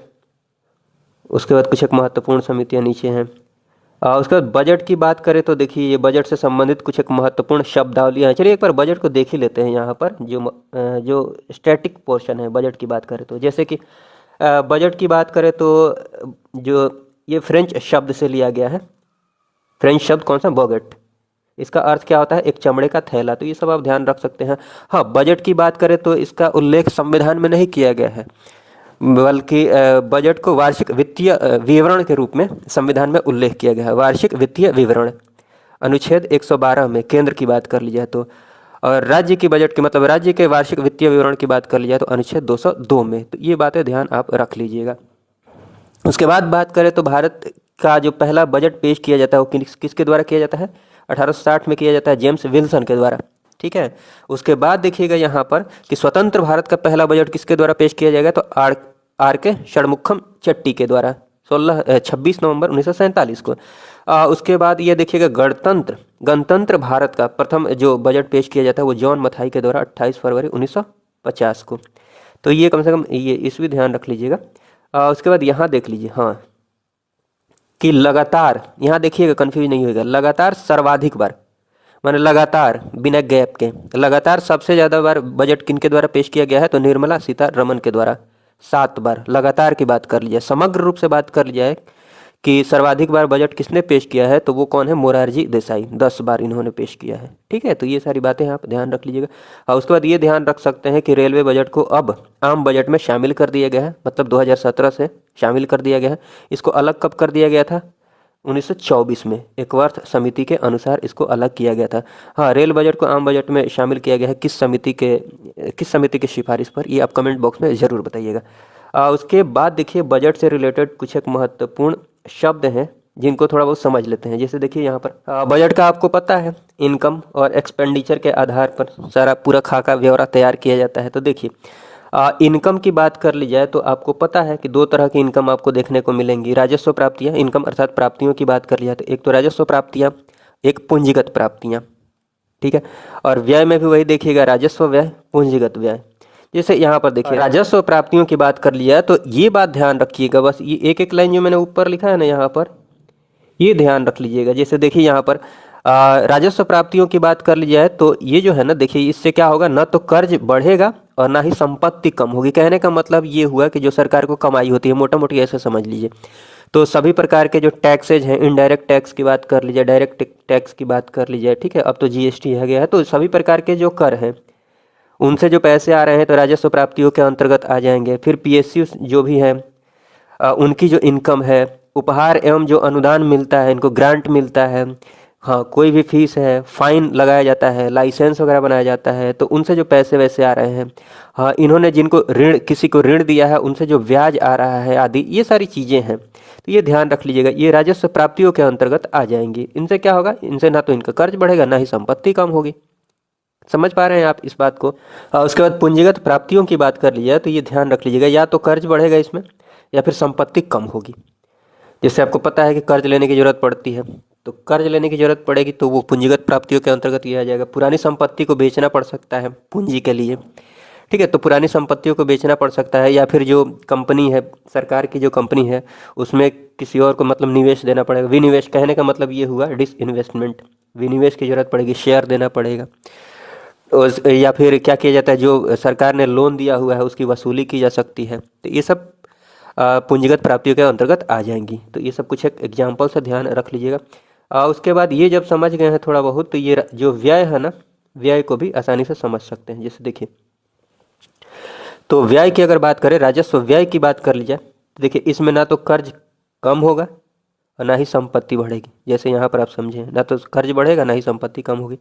तो इसमें क्या किया जाएगा, सरकार जो है अपने कर्मचारियों को वेतन देगी। वेतन की बात कर लीजिए, पेंशन की बात कर लीजिए, या फिर जो स्कॉलरशिप दी जाती है सरकार के द्वारा, या फिर सब्सिडी की बात कर ली जाए, या फिर सरकार ने अगर कोई लोन वोन लिया है तो जो ब्याज व्याज दिया जा रहा है, ठीक है, तो ब्याज भुगतान की बात कर ली जाए, या फिर राज्यों को जो अनुदान ग्रांट वगैरह दिया जाता है। तो ये सब कुछ एग्जाम्पल्स हैं, तो ये सब ध्यान रख लीजिएगा। इन सब एग्जाम्पल से आप समझ पाए होंगे। जैसे राजस्व व्यय की बात कर ले या फिर राजस्व प्राप्तियों की बात कर लीजिए, तो इससे आप समझ पा रहे होंगे कि ये सब सरकार के रेगुलर के, यहाँ पर देखिए अगर इनकी बात करें, रेगुलर के खर्चे हैं, ठीक है, ये रेगुलर की जो ये प्राप्तियाँ हैं, तो ये सारी चीज़ें हैं, ये आप समझ पा रहे होंगे। प्राप्तियों के अंतर्गत, हाँ, पूंजीगत प्राप्तियों के अंतर्गत बात की जाती है, ये दीर्घकालिक टाइप के होते हैं, ठीक है। और राजस्व प्राप्तियों की ये सब बात करें तो इसमें सरकार की देनदारी नहीं होती है, लौटाना वटाना नहीं होता है, ठीक है। वही पूंजीगत व्यय की बात, तो ये सब बातें आप समझ पाए होंगे। उसके बाद यहाँ पर ये देख लीजिए, तो पूंजीगत व्यय की बात कर ली जाए तो अब तो सब समझ ही गए होंगे। जैसे देखिए यहाँ पर मैंने लिख ही दिया है, या तो इसमें कर्ज कम होगा या फिर संपत्ति बढ़ेगी। कैसे, देखिए, कर्ज को वापस किया जाएगा इसके अंतर्गत, या फिर इंफ्रास्ट्रक्चर पर काम किया जाएगा।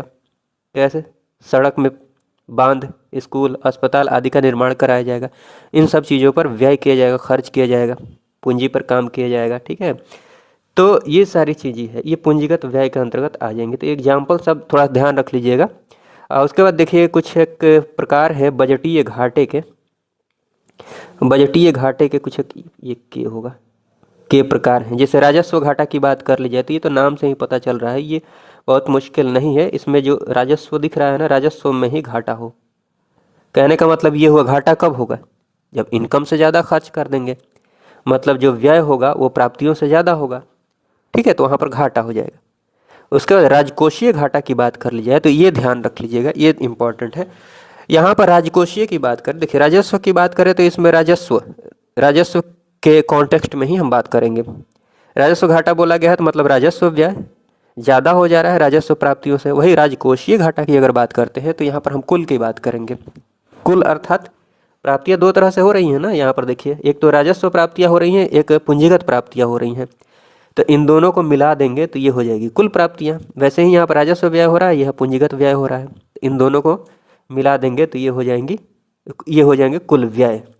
तो वही बात हो रही है यहाँ पर। राजकोषीय घाटा की बात कर ली जाए यहाँ पर, तो कुल व्यय क्या हो जाता है ना, ये कुल प्राप्तियों से ज़्यादा हो जाता है। बट इसमें एक बात का ध्यान रखिएगा, ऋण को इसमें काउंट नहीं कीजिएगा, कर्ज को काउंट नहीं कीजिएगा। राजकोषीय घाटा की बात कर लिया तो कर्ज को इसमें काउंट नहीं करना है। जैसे यहाँ पर अगर राजस्व घाटा निकालना है तो राजस्व व्यय में से ये माइनस कर देंगे राजस्व प्राप्तियाँ। वैसे ही यहाँ पर राजकोषीय घाटा की बात कर लिया तो कुल व्यय में से क्या माइनस कर देंगे, राजस्व प्राप्तियाँ, ठीक है, ये ध्यान रख लीजिएगा। राजस्व प्राप्तियाँ, कुल प्राप्तियाँ भी यहाँ पर लिख सकते हैं, बट वहाँ पर आपको क्या ध्यान रखना है, ऋण को नहीं काउंट करना है, ठीक है। उसी को ऐसे लिखा गया है, यहाँ पर देखिएगा, कंफ्यूज नहीं होइएगा। कुल व्यय में से माइनस किया गया है राजस्व प्राप्तियाँ, और यहाँ पर पूंजीगत प्राप्तियाँ भी माइनस करना है, और ये कुल माइनस करना है। कहने का मतलब ये हुआ, लेकिन ये ध्यान रखना है कि जो ये पूंजीगत प्राप्तियाँ हैं ना, इसमें ऋण को काउंट नहीं करना है। गैर ऋण पूंजीगत प्राप्तियों को माइनस करना है कुल व्यय से। राजस्व प्राप्तियाँ तो माइनस करना ही है, ये दोनों माइनस करेंगे ना, कुल माइनस करेंगे, लेकिन ऋण को काउंट नहीं करेंगे, ठीक है। तो ये बात आप समझ पाएंगे। कहने का मतलब ये हुआ, राजकोषीय घाटा की बात कर लिया है तो मान लीजिए कि कुल जो व्यय किया गया है 150 रुपये व्यय खर्च कर दिए गए हैं, और इनकम मान लीजिए कितने का था, आय इनकम कितनी हुई थी, 100 रुपये, 100 रुपये की प्राप्ति हुई थी, और खर्च कितने हो गए हैं, 150 रुपये। घाटा कितने का हो गया, 50 का। 50 का। तो ये 50 की बात करें तो ये सरकार के द्वारा कैसे पूरा किया जाएगा? ऋण लेकर। समझ पा रहे हैं आप इस बात को? ऋण लेकर। तो ये एग्जाम्पल में जो 50 रुपये का घाटा आपने देखा, ये घाटा जो है ये कैसे पूरा किया गया? घाटा पूरा करने का मतलब ये हुआ कि जो अधिक खर्च किए गए हैं, ये अधिक खर्च कहाँ से किया गया होगा? ऋण लेकर, ऋण लिया गया होगा। तो इससे ये बात आप समझ गए होंगे। राजकोषीय घाटा की बात करें तो इसको एक और तरीके से बोल सकते हैं कि ये जो है ना, ये सरकार की समस्त उधारियां हैं, मतलब इसको चुकाना पड़ेगा, कहीं से ये लिया गया होगा। हाँ, उसके बाद प्राथमिक घाटा की बात कर ली जाए।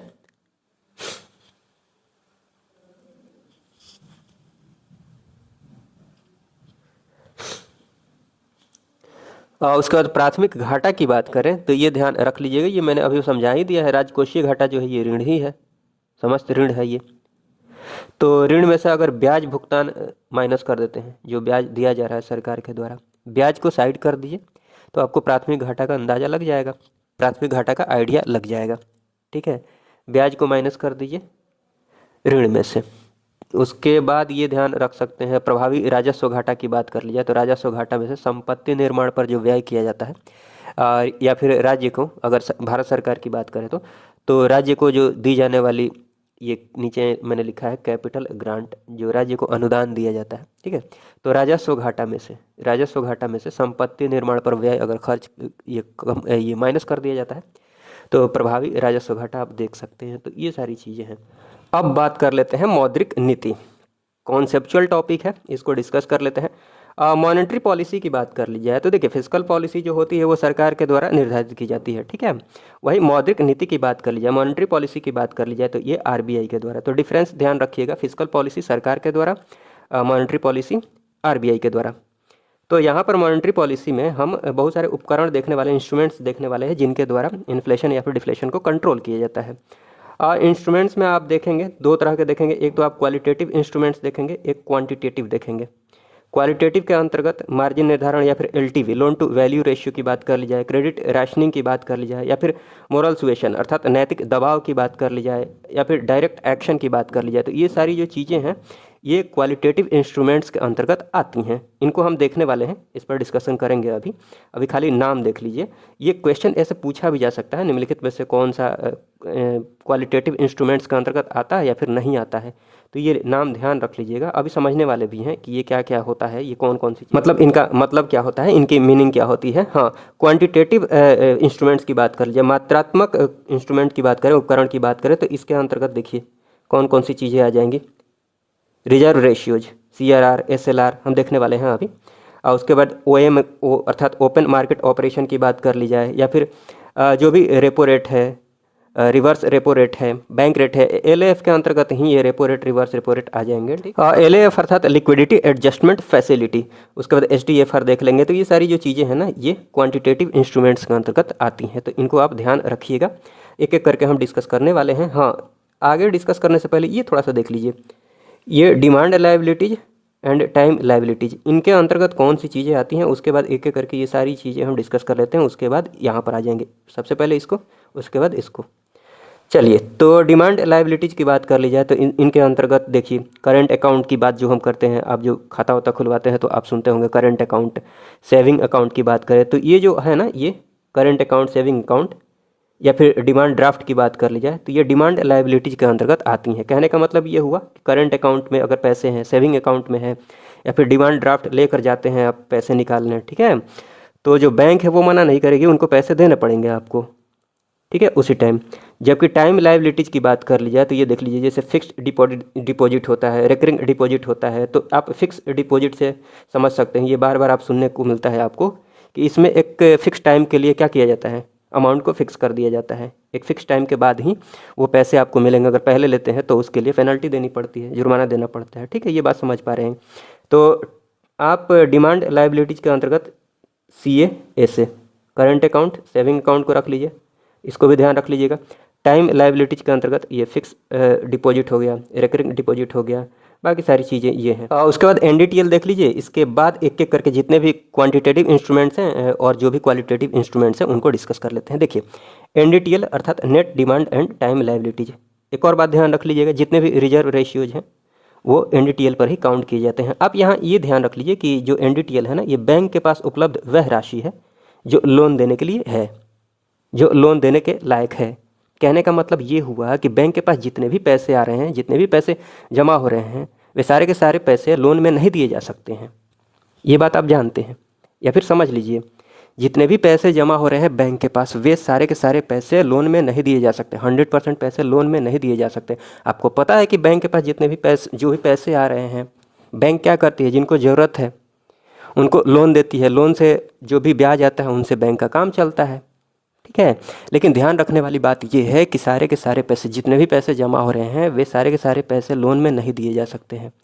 बैंक के पास भी कुछ पैसे रिजर्व में रखने होते हैं, ठीक। ये बात समझ लीजिएगा, नहीं तो जुर्माना देना पड़ता है, आरबीआई के द्वारा पेनल्टी लगाया जा सकता है, ठीक है। तो आपको ये ध्यान रखना है कि कितने पैसे आखिर बैंक लोन में दे सकती है। तो यही ध्यान रखना है आपको, उसी को बोलते हैं NDTL, net demand and time liabilities. मतलब बैंक के पास उपलब्ध वह राशि जो लोन देने के लिए हो। अब खुद समझ लीजिए कि अगर सारे के सारे पैसे बैंक लोन में दे देती है, अगले दिन कोई पैसा अपना पैसा निकालने आता है तो उसका अपना पैसा कैसे मिलेगा? समझ रहे हैं आप इस बात को? हाँ, ये बात सही है कि सब पैसे नहीं निकालने आएंगे, लेकिन कुछ लोग तो आ सकते हैं ना, ज़रूरत के लिए कोई काम पड़ता है तो पैसे निकालने आ सकते हैं। तो वे पैसे कहाँ से देगी बैंक? इसलिए बैंक के पास पैसे रखने ज़रूरी होते हैं। तो ये आपको ध्यान रखना है। देखिए, तो उसमें आप देखिए कि बैंक के पास क्या क्या रखना होता है। एक तो रखना होता है CRR और एक SLR। CRR अर्थात cash reserve ratio, cash reserve ratio, नकद आरक्षित अनुपात। इसको मैं एग्जाम्पल से समझाने की कोशिश करता हूँ। जैसे मान लीजिए कि बैंक के पास 100 रुपये आए हैं और आरबीआई ने बोला है, एग्जाम्पल है ये, ठीक है। आरबीआई ने बोला है कि आपको 20% CRR में रखना है। मतलब 100 में से बैंक 20 रुपये तो ये रख देगी। 80 रुपये में से बैंक लोन दे सकती है। हालांकि SLR भी है, आगे हम देखने वाले हैं। तो 80 रुपये जो है ये बैंक लोन में दे सकती है। ये बात समझिएगा, यहाँ से हम इन्फ्लेशन और डिफ्लेशन समझते जाएंगे। तो 80 रुपये दे सकती है। उसके बाद मान लीजिए अगर आरबीआई ये बोल दे कि आपको CRR में 20% नहीं रखना है, 40% रखना है, तो अब बैंक के पास कितने पैसे रह जाएंगे देने के लिए? 60 रुपये ही रह जाएंगे, ठीक है। तो अब देखिएगा, पहले बैंक जो है वो 80 रुपये दे पा रही थी लोन में, अब कितने? 60 रुपये। मतलब पहले मार्केट में ज़्यादा पैसे जा रहे थे। तो जब मार्केट में पैसे ज़्यादा होते हैं तो महंगाई बढ़ती है। इन्फ्लेशन को आप महंगाई ही समझिए, इन्फ्लेशन बढ़ता है। मार्केट में अगर पैसे ज़्यादा होंगे तो इन्फ्लेशन बढ़ेगा, आप समझ पा रहे हैं। और मार्केट में अगर पैसा कम होगा तो इन्फ्लेशन कम होगा, समझ रहे हैं ना। तो अगर CRR को बढ़ा दिया गया है तो लोन देने वाला जो पैसा है वो कम हो गया है, अर्थात मार्केट में भी पैसा कम हो जाएगा। मार्केट में पैसा कम होगा तो जो इन्फ्लेशन है वो कम होगा। ये बात आप समझ रहे हैं। तो ऐसे ही एक एक करके सब देखते चलेंगे हम। और ये सब मैंने यहाँ पर लिख भी दिया है। CRR सभी बैंकों को ये रखना आवश्यक है, ठीक है। नहीं रखने पर जुर्माना लगेगा आरबीआई के द्वारा।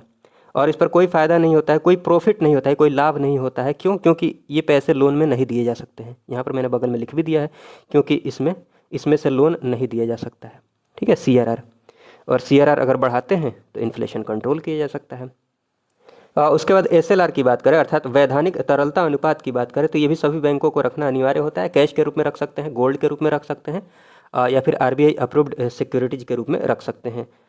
सिक्योरिटीज एग्जांपल के रूप में जैसे GSEC समझ सकते हैं, गवर्नमेंट सिक्योरिटीज। GSEC क्या होता है? मान लीजिए सरकार को कभी पैसों की ज़रूरत पड़ती है तो सरकार क्या करती है?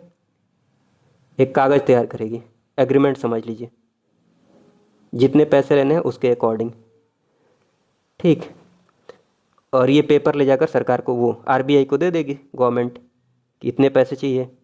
उन पैसों के अकॉर्डिंग ही ये पेपर तैयार होता है। पैसे जब वापस सरकार लौटाएगी तो पेपर मिल जाएगा, ठीक है। तो ये क्या है? यही GSEC है, गवर्नमेंट सिक्योरिटीज है।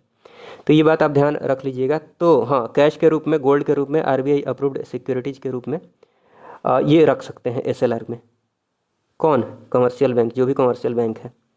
तो ये ध्यान रख लीजिएगा, CRR एवं SLR के रूप में वो पैसे अपने पास रखते हैं। CRR की बात कर लीजिए तो यहाँ पर कोई प्रॉफिट नहीं होता है, क्योंकि इसमें से लोन वोन नहीं दे सकते हैं।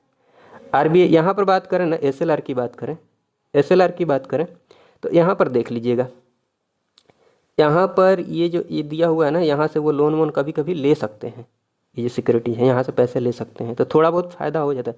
सम प्रॉफिट यहाँ पर लिखा हुआ है, सम प्रॉफिट कहने का मतलब ये हुआ कि कभी कभी जैसे एमएसएफ के केस में जीसेक का यूज किया जा सकता है। ठीक है, ये बात समझ लीजिएगा।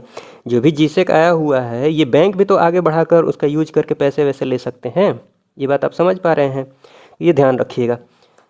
आगे हम देख लेंगे, थोड़ा सा वेट कीजिए कि कहाँ पर एसएलआर के पैसे जो हैं, एसएलआर का जो ये जीसेक है इसको यूज किया जा रहा है। उसके बाद बैंक रेट की बात कर ली जाए तो ये ध्यान रख लीजिएगा, बैंक रेट जो होता है ये लॉन्ग टर्म के लिए होता है। सबसे पहले ये ध्यान रख लीजिएगा, आरबीआई के द्वारा, मतलब जो भी कमर्शियल बैंक है उनको दिया जाता है अगर पैसा लॉन्ग टर्म के लिए, ठीक है, तो उस पर जो रेट लगता है, जो इंटरेस्ट रेट लगता है, ब्याज दर लगता है, उसको क्या बोला जाता है, बैंक रेट बोला जाता है, आरबीआई के द्वारा जो पैसे मिलते हैं। ठीक है, ये बात समझ लीजिएगा। एक बात और समझिएगा, इसमें कोलेट्रल की बात करें, गिरवी की बात करें, तो जो कमर्शियल बैंक है वो आरबीआई को क्या गिरवी रखेंगे, तो यहाँ ध्यान रखिएगा कुछ भी गिरवी नहीं रखना होता है। समझ गए इस बात को। उसके बाद ये देख लीजिएगा, यहाँ पर देखिए, जैसे कि सीआरआर में मैंने बताया था कि सीआरआर बढ़ाइएगा, तो सीआरआर बढ़ाने का मतलब ये हुआ कि बैंक के पास जो पैसे होंगे लोन देने वाले वो कम हो जाएंगे। कम हो जाएंगे तो वो मार्केट में जैसे ही पैसे कम होंगे, क्योंकि वो कमर्शियल बैंक जो है आगे पैसे कम ना दे पाएगी, पैसे कम दे पाएगी, तो मार्केट में पैसे कम होंगे जिसकी वजह से इन्फ्लेशन कंट्रोल होगा। वैसे ही एसएलआर की बात कर ली जाए तो अगर इसको भी बढ़ा दिया जाता है तो वैसे ही जैसे सीआरआर में महंगाई कंट्रोल हो रही है, इन्फ्लेशन कंट्रोल हो रहा है, वैसे ही एसएलआर में भी कंट्रोल होगा। ठीक है, वैसे ही बैंक रेट की बात कर ली जाए, बैंक रेट की बात कर ली जाए तो मान लीजिए कि आरबीआई अगर बैंक रेट को बढ़ा दे, तो अगर आरबीआई बैंक रेट को बढ़ा देगी तो जो कमर्शियल बैंक है वो पैसे कम लेंगे। समझ रहे हैं आप इस बात को, वो पैसे कम लेंगे तो आगे भी पैसे कम बढ़ाएंगे, तो कम बढ़ाएंगे तो इन्फ्लेशन कंट्रोल हो जाएगा।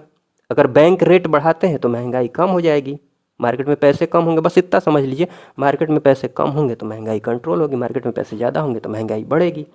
ठीक है, तो ये बात समझ लीजिएगा। हाँ, उसके बाद बात करते हैं एलएएफ।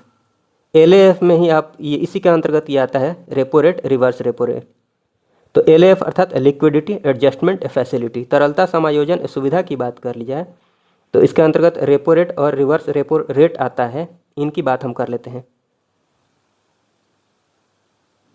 रेपो रेट की बात करें, इसको पॉलिसी रेट के नाम से भी जानते हैं, तो ये ध्यान रख लीजिएगा। जैसे कभी कभी न्यूज़ में आप देखते होंगे पॉलिसी रेट, तो पॉलिसी रेट कहने का मतलब ही हुआ रेपो रेट। पॉलिसी रेट बढ़ाई गई, घटाई गई, चेंज की गई, ये सब सुनते हैं, न्यूज़ में आप पढ़ते होंगे।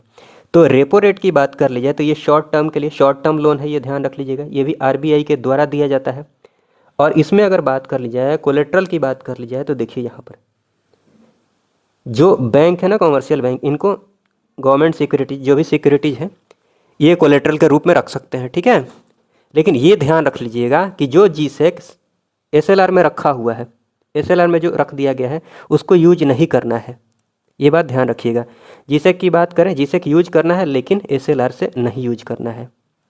ठीक है, तो यहाँ पर भी ध्यान रखिएगा।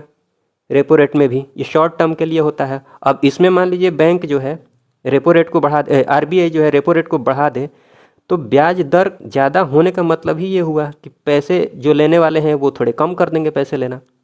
ठीक है, और आगे भी फिर पैसे, वो यहाँ कम हो गया, बैंक मान लीजिए कमर्शियल बैंक पैसे कम ले रही है तो आगे भी पैसे कम बढ़ाएगी, चाहे वो भी अपना रेट बढ़ा देगी क्योंकि इसको ज़्यादा देना पड़ रहा है यहाँ पर, ऐसे समझ सकते हैं।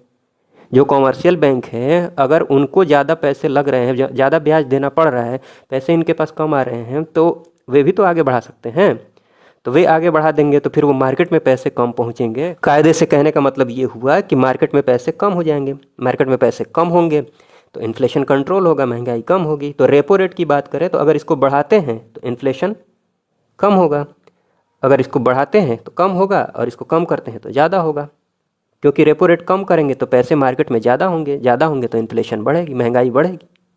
ठीक है, और हाँ ये भी ध्यान रख लीजिएगा कि कोई भी लिमिट नहीं है कि बैंक आरबीआई से कितने पैसे ले सकते हैं, कितने भी ले सकते हैं, और जितनी उनके पास सिक्योरिटीज़ हैं उनके अकॉर्डिंग, उपलब्ध सिक्योरिटीज के अनुसार उधार लिया जा सकता है, कोई भी लिमिट नहीं है। और ये जो लिखा हुआ है आप खुद ही समझ जाएंगे। रेट की बात करें, रेपो दर की बात कर लीजिए तो ये रिवर्स रेपो से अधिक ही होता है। क्यों होता है अभी समझ लीजिएगा। देखिए यहाँ पर रिवर्स रेपो की बात कर लीजिए तो ये भी शॉर्ट टर्म के लिए होता है। इसमें क्या होता है कि जब क्लाइंट्स मतलब जो बैंक है, कमर्शियल बैंक है, ये अपने पैसे आरबीआई में जमा करते हैं, आरबीआई के पास जमा करते हैं, तो आरबीआई इनको ब्याज देती है। ठीक है, तो ऑब्वियस सी बात है कि आरबीआई इनको ब्याज जो रेपो रेट है उनसे कम ही देगी ना। उससे ज़्यादा देगी तो फिर क्या होगा, कमर्शियल बैंक जो है वो आरबीआई से पैसे लेंगे और वही पैसे आरबीआई के पास जमा कर देंगे, अगर ऐसा होता तो। ठीक है, आप बात समझ पा रहे होंगे। इसीलिए रिवर्स रेपो रेट जो होता है वो कम होता है। ठीक है, ये बात समझ पा रहे हैं। रिवर्स रेपो रेट ये कब, जब कोई क्लाइंट कहने का मतलब कमर्शियल बैंक जो है, जो बैंक है वो अपना पैसा कहाँ पर जमा कर रहे हैं, आरबीआई के पास जमा कर रहे हैं, तो आरबीआई उनको कुछ ब्याज देती है। उसी को बोला जाता है, जो ब्याज की जो दर होती है उसको जो बोला जाता है रिवर्स रेपो रेट। ठीक है, अब देखिएगा यहाँ पर कोलेट्रल की बात कर ली जाए तो इसमें देख लीजिए, हाँ एक सेकंड रुकिएगा, यहाँ पर देख लीजिए जिससे कोई यहाँ पर यूज किया जा सकता है रिवर्स रेपो रेट में यहाँ पर। लेकिन यहाँ देखिएगा, मैं दिखाने वाला था आपको यहाँ पर, ये जो मैंने बोला था एमएसएफ, मार्जिनल स्टैंडिंग फैसिलिटी की बात कर लीजिए। मतलब एक होता है ना एकदम शॉर्ट टर्म में, शॉर्ट टाइम के लिए लोन चाहिए, तुरंत तत्काल में लोन चाहिए, इमरजेंसी में लोन चाहिए, तो एमएसएफ के केस में एसएलआर से सिक्योरिटीज को यूज किया जा सकता है और इसमें ब्याज भी ज़्यादा लगता है एमएसएफ के केस में, अगर आरबीआई से पैसे लेने हैं तुरंत तत्काल में। ठीक है, शॉर्ट पीरियड में, तो यहाँ पर एमएसएफ ये मार्जिनल स्टैंडिंग फैसिलिटी इसको बोला जाता है। इस फैसिलिटी को मतलब इमरजेंसी में पैसे चाहिए तो, और इस केस में ब्याज भी ज़्यादा लगता है, और यहाँ पर एसएलआर से सिक्योरिटीज को यूज किया जा सकता है। ये बात आप ध्यान रख लीजिएगा। और ये सारी चीज़ें समझने के बाद देखिए यहाँ पर मैंने ये लिख दिया है, जैसे ये सीआरआर एसएलआर अगर बढ़ा रहे हैं, अगर इन्फ्लेशन को कंट्रोल करना है, महंगाई से लड़ना है, मुद्रास्फीति पर नियंत्रण करना है, तो इसमें क्या करना होगा, सीआरआर एसएलआर की बात कर लीजिए, इसको बढ़ाएंगे तो मुद्रास्फीति अर्थात इन्फ्लेशन को कंट्रोल किया जा सकता है। ठीक है, अगर डिफ्लेशन है, अस्फीति है, कहने का मतलब मंदी समझ लीजिए, तो डिफ्लेशन है तो वहाँ पर सीआरआर एसएलआर को कम कर दीजिए। पॉलिसी रेट अर्थात रेपो रेट की बात कर लीजिए, तो यहाँ पर अगर बढ़ाते हैं पॉलिसी रेट अर्थात रेपो रेट को बढ़ाते हैं तभी इन्फ्लेशन को कंट्रोल किया जा सकता है, अगर घटाते हैं तो डिफ्लेशन को नियंत्रित किया जा सकता है, मुद्रा अस्फीति को नियंत्रित किया जा सकता है।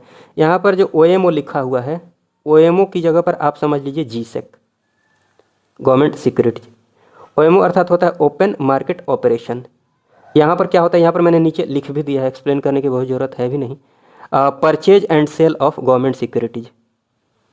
ठीक है, समझा देता हूँ मैं आपको। कहने का मतलब ये हुआ कि जो पैसे इसके पास आरबीआई के पास मान लीजिए गवर्नमेंट सिक्योरिटीज आई है, ठीक है, आरबीआई ने सरकार को पैसे दे दिए, समझिएगा इस बात को, ये है आरबीआई।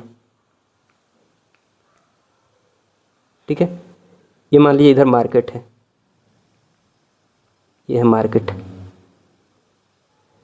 तो आरबीआई के पास अगर जीसेक आया हुआ है, गवर्नमेंट सिक्योरिटीज आई हुई है, जीसेक जो पेपर है समझ लीजिए, तो आरबीआई से पैसे क्या होंगे, इधर जाएंगे, मार्केट में जाएंगे। अगर आरबीआई के पास जीसेक आया हुआ है तो पैसे किधर गए, मार्केट में चले गए। देखिए बस एक लाइन में समझ लीजिए, सब कुछ छोड़िए, बस एक लाइन में समझ लीजिए कि आरबीआई के पास अगर पैसे आ रहे हैं, पैसे आ रहे हैं इसका मतलब क्या हो रहा है, मार्केट में पैसे कम हो रहे हैं। आरबीआई से पैसे अगर जा रहे हैं, दूर जा रहे हैं, मतलब मार्केट में पैसे बढ़ रहे हैं। मार्केट में पैसे अगर बढ़ रहे हैं तो अगर डिफ्लेशन है पहले से तो डिफ्लेशन पर कंट्रोल किया जा सकता है। अगर इन्फ्लेशन है मार्केट में तो पैसे कहाँ पर आने चाहिए, मार्केट से आरबीआई के पास। ठीक है, अगर आरबीआई के पास पैसे आ रहे हैं इसका मतलब इन्फ्लेशन पर कंट्रोल किया जा सकता है। इससे आप ये समझ गए होंगे कि अगर ओपन मार्केट ऑपरेशन की बात करें, इसके अंतर्गत अगर जीसेक को बेच दिया जाता है, ठीक है, जीसेक बेचने का मतलब ये हुआ, सेल करने का मतलब ये हुआ कि वो पैसे अब आरबीआई के पास आ गए, बैंक के पास आ गए, तो बैंक के पास आ गए तो मार्केट में पैसे कम हो गए। ठीक है, तो मार्केट में पैसे कम हो गए तो इन्फ्लेशन पर कंट्रोल किया जा सकता है। क्लियर है। उसके बाद मान लीजिए कि अगर परचेज कर लिया जाता है, जीसेक को ले लिया जाता है, तो जीसेक के बदले पैसे देने पड़ेंगे, तो वो पैसे मार्केट में आएंगे। पैसे मार्केट में आएंगे तो डिफ्लेशन पर कंट्रोल किया जा सकता है, मुद्रास्फीति को नियंत्रित किया जा सकता है। तो ये सारी चीज़ें हैं, आप समझ पाए होंगे। तो जो ऊपर जितनी भी चीज़ें आपने पढ़ी हैं उनको बस यहाँ पर कंक्लूड कर दिया गया है, तो इसी से आप रिवीजन कर सकते हैं, इसी से। और ये एक देख रहे हैं SDFR, स्टैंडिंग डिपॉजिट फैसिलिटी की बात कर लीजिए, तो ये ध्यान रख लीजिएगा। इसका भी जो उद्देश्य होता है, मुख्य उद्देश्य जो होता है, एक्सेस जो लिक्विडिटी बढ़ी हुई होती है मार्केट में और उसको कम करना एवं मुद्रास्फीति को नियंत्रित करना। तो यही सारी चीज़ें हैं, तो ये ध्यान रख लीजिएगा। और उसके बाद बात कर लेते हैं क्वालिटेटिव इंस्ट्रूमेंट्स की। ये सारी बातें हो चुकी हैं, जल्दी से देख लेते हैं। क्वालिटेटिव इंस्ट्रूमेंट्स की बात कर लिया तो इसके अंतर्गत आप मार्जिन निर्धारण की बात कर सकते हैं। जैसे ये मैं आपको समझाने की कोशिश करता हूँ। मान लीजिए कि हमारे पास जो संपत्ति है गिरवी रखने के लिए, ठीक है, एग्जाम्पल के रूप में मैं मान लेता हूँ 100 रुपये है, 100 रुपये की संपत्ति है और मुझे जो लोन लेना है, मान लीजिए हमको चाहिए लोन में 70 रुपये, 70 रुपीज़ चाहिए, 70 रुपये। तो ये डिफरेंस कितने का है, मार्जिन कितने का है, 30 का, 30 का मार्जिन रखा गया है। कहने का मतलब ये हुआ कि अगर आपको 70 रुपये चाहिए तो कोलेट्रल के रूप में, गिरवी के रूप में जो संपत्ति आप रखेंगे बैंक के पास, उस कीमत कितनी होनी चाहिए, 100 होनी चाहिए। समझ रहे हैं आप इस बात को, ठीक है। अगर मान लीजिए इस मार्जिन को बढ़ा दिया जाता है, इस मार्जिन को बढ़ा दिया जाता है, तो 70 रुपये लेने के लिए ही मैं मिटा देता हूँ 30 की जगह पर मैं कर देता हूँ मान लीजिए 80। तो 70 रुपये लेने के लिए ही ये जो 80 है इसको मेंटेन करके चलना पड़ेगा, ठीक है। तो फिर आपके पास संपत्ति कितनी होनी चाहिए, 150, 150 होनी चाहिए। समझाने के लिए मैं ऐसे एग्जांपल ले रहा हूँ, 150 होना चाहिए। ये मार्जिन कितने का हो गया, 80 का हो गया। तो अब क्या हो जाएगा कि पैसे लेना थोड़ा मुश्किल हो जाएगा ना, पैसे आसानी से नहीं ले पाएंगे, पैसे कम लेंगे लोग, लोन कम लेंगे, ठीक है। तो मार्जिन बढ़ाकर भी महंगाई पर कंट्रोल किया जा सकता है, मार्जिन निर्धारण इसको बोलते हैं। उसके बाद रैशनिंग की बात कर ली जाए तो रैशनिंग का मतलब ये हो गया कि इसके द्वारा RBI जो है वो कॉमर्शियल बैंक पर, वाणिज्यिक बैंक पर एक लिमिट लगा सकती है कि आपको उद्योग के लिए इतना ही ऋण देना है, मान लीजिए 30% देना है या फिर 40% देना है, ऐसे लिमिट लगाया जा सकता है। और ये भी बोला जा सकता है कि आपको एग्रीकल्चर के क्षेत्र में ज़्यादा लोन देना है, तो ये सब रैशनिंग है। तो उसके बाद नैतिक दबाव की बात कर ली जाए तो ये नाम से ही समझ में आ रहा होगा आपको, मोरल सुएशन की बात कर ली जाए तो बस इसमें क्या किया जाता है कि RBI के द्वारा मान लीजिए सेमिनार करा लिया जाता है या फिर सेमिनार करा के कोई मीटिंग करके बैंक के साथ बैठ के समझाया जाता है, सिखाया जाता है, बताया जाता है कि ऐसे कीजिए वैसे कीजिए, ठीक है। उसके बाद बात कर लीजिए डायरेक्ट, हाँ, अगर कुछ भी बैंक ना माने, कोई नियम कानून नहीं मानती है, उसके बाद डायरेक्ट एक्शन लिया जाता है, ठीक है, लीगल एक्शन लिया जाता है, जुर्माना लगाया जाता है।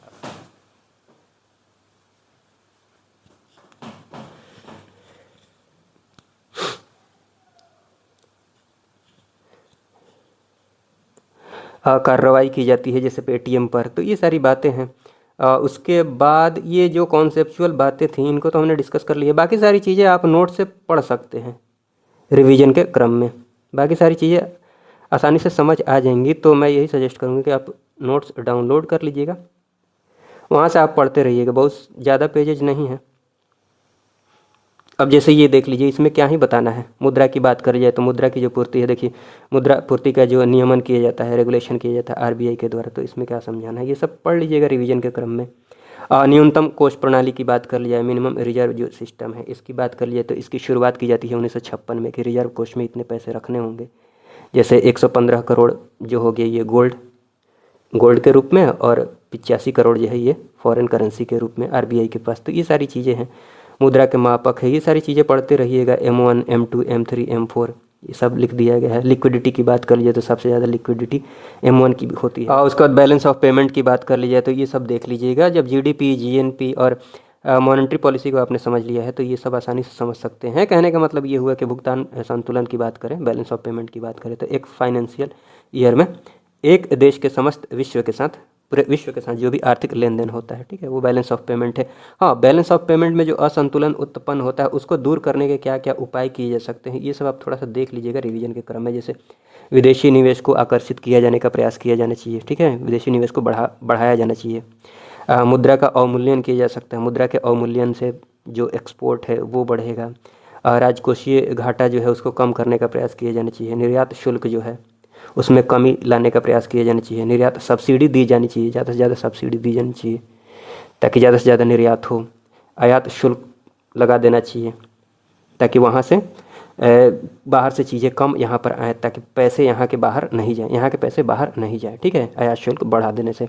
उसके बाद बैलेंस ऑफ पेमेंट के अंतर्गत ये देख सकते हैं, बैलेंस ऑफ पेमेंट की ये घटक है। जैसे करंट अकाउंट हो गया, नीचे आप कैपिटल अकाउंट देख रहे होंगे। करंट अकाउंट की बात करें तो आप समझ रहे हैं कि वस्तुओं में जो व्यापार हो, तो वस्तुओं में व्यापार हो सकता है, सेवाओं में व्यापार हो सकता है।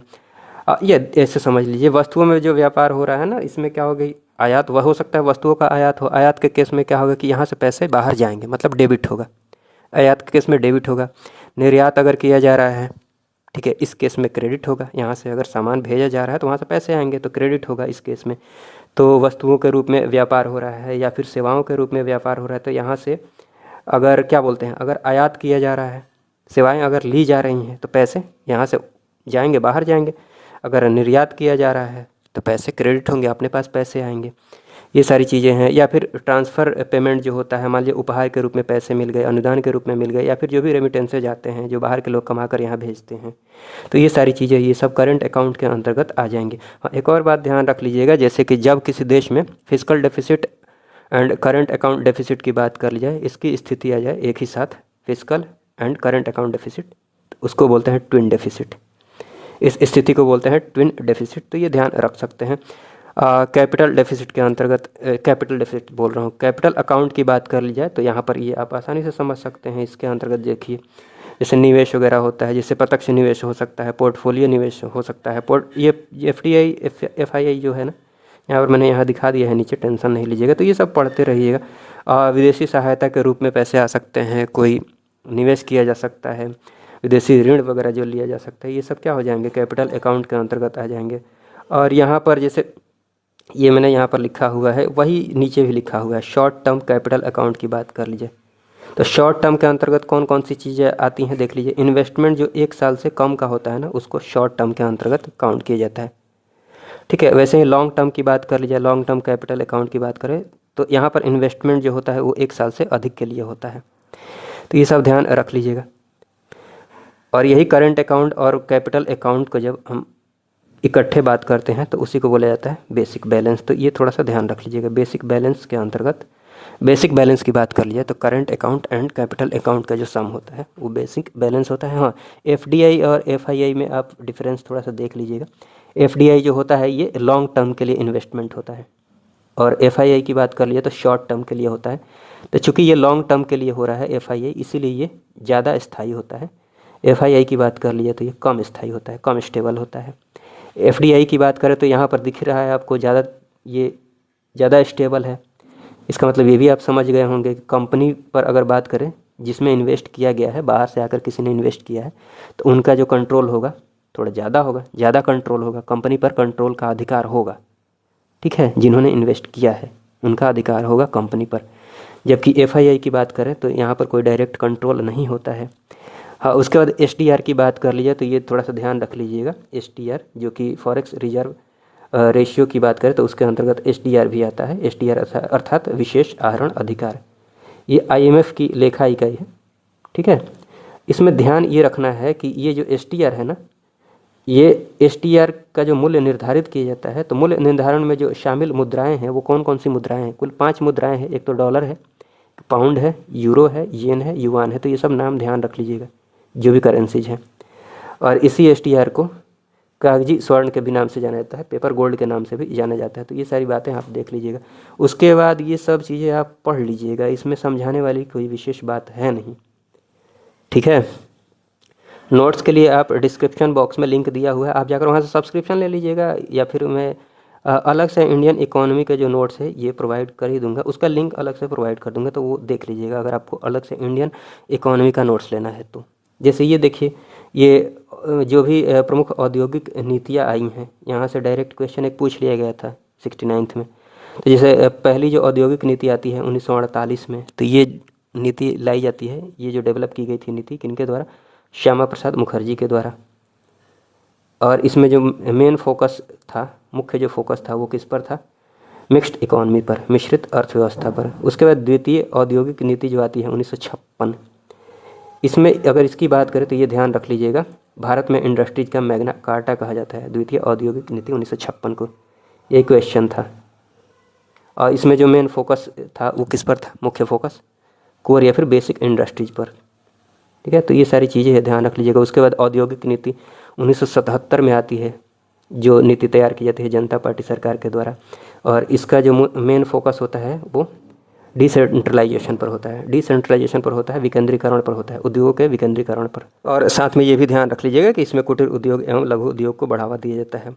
जिला उद्योग केंद्र की स्थापना की जाती है, ITI की स्थापना की जाती है। ये सारी चीज़ें हैं औद्योगिक नीति 1977 की बात कर ली जाए। उसके बाद MSME सूक्ष्म लघु एवं मध्यम उद्योग की बात कर ली जाए, micro small and medium enterprises की बात करें तो ये जो काम करता है किस एक्ट के तहत, सूक्ष्म लघु एवं मध्यम उद्योग विकास अधिनियम 2006, और इसको परिभाषित किया गया 2020। लेटेस्ट परिभाषा की बात कर लिया 2020 में इसको परिभाषित किया गया कैसे, अगर जिस उद्योग में 1 करोड़ रुपए तक का निवेश किया जाता है वो सूक्ष्म के अंतर्गत आएगा, 10 करोड़ तक का निवेश किया जाता है तो लघु के अंतर्गत, 50 करोड़ तक का निवेश किया जाता है तो मध्यम के अंतर्गत। टर्नओवर की बात कर लीजिए, कारोबार की बात कर लिए तो 5 करोड़ तक का अगर कारोबार करती है वो उद्योग करता है तो सूक्ष्म उद्योग के अंतर्गत आ जाएगा। अगर 10 करोड़ तक का कारोबार होता है तो लघु उद्योग के अंतर्गत, 250 करोड़ तक का होता है तो मध्यम। ठीक है, तो ये सारी बातें हैं। यूनिकॉर्न, आपको पता है यूनिकॉर्न कंपनी कौन सी होती है, तो निजी स्वामित्व वाला स्टार्टअप ये होता है। इसका जो वैल्यूएशन होता है $1 बिलियन से अधिक का होता है। और ये ध्यान रख सकते हैं आप, यूनिकॉर्न शब्द को सबसे पहले इंट्रोड्यूस किया था एलन ली ने। गरीबी की बात कर ली जाए तो ये निरपेक्ष गरीबी, सापेक्ष गरीबी आप पढ़ चुके होंगे, पढ़ते रहिएगा इसको। जैसे निरपेक्ष का मतलब ये देखिए, सापेक्ष का मतलब अगर आप समझ लेते हैं तो निरपेक्ष भी समझ जाइएगा। सापेक्ष गरीबी का मतलब ये हुआ, रिलेटिव पॉवर्टी का मतलब ये हुआ किसी से कंपेयर किया जाता है। कहने का मतलब ये हुआ कि मान लीजिए ए कोई है बी, ए के पास मान लीजिए कि मान लेते हैं हम 10 लाख रुपए हैं, ठीक है, बी के पास मान लेते हैं 9 लाख रुपए हैं, 9 लाख रुपए हैं। ठीक है, तो अगर यहाँ पर देखा जाएगा, रिलेटिवली देखा जाए, सापेक्ष रूप से देखा जाए तो बी जो है ना ये ए से गरीब है, बट कायदे से अगर देखा जाए तो 9 लाख जिनके पास है वो गरीब थोड़ी हैं। बट रिलेटिव देखा जाए, सापेक्ष रूप से देखा जाए तो बी क्या है, गरीब है, मतलब कंपेयर किया जा रहा है यहाँ पर, तो इसको बोला जाता है सापेक्ष गरीबी। और ये एक होता है एब्सोल्यूट गरीबी, जो मतलब ये हेड टू हेड काउंट किया जाता है, यहाँ लिख ही दिया है। इसका जो मापन होता है हेड काउंट विधि द्वारा, मतलब हाँ ये गरीब है तो है, उसका कंपेयर किसी के साथ नहीं किया जाता है, जो निर्धारित कर दिया गया है। बहुत सारी समितियाँ आगे आई हैं, उनके द्वारा निर्धारित कर दिया गया है कि इतने से कम उनके पास पैसे हैं तो वो गरीब हैं, चाहे इतने से कम का उपभोग कर रहे हैं, व्यय कर रहे हैं तो वो गरीब हैं।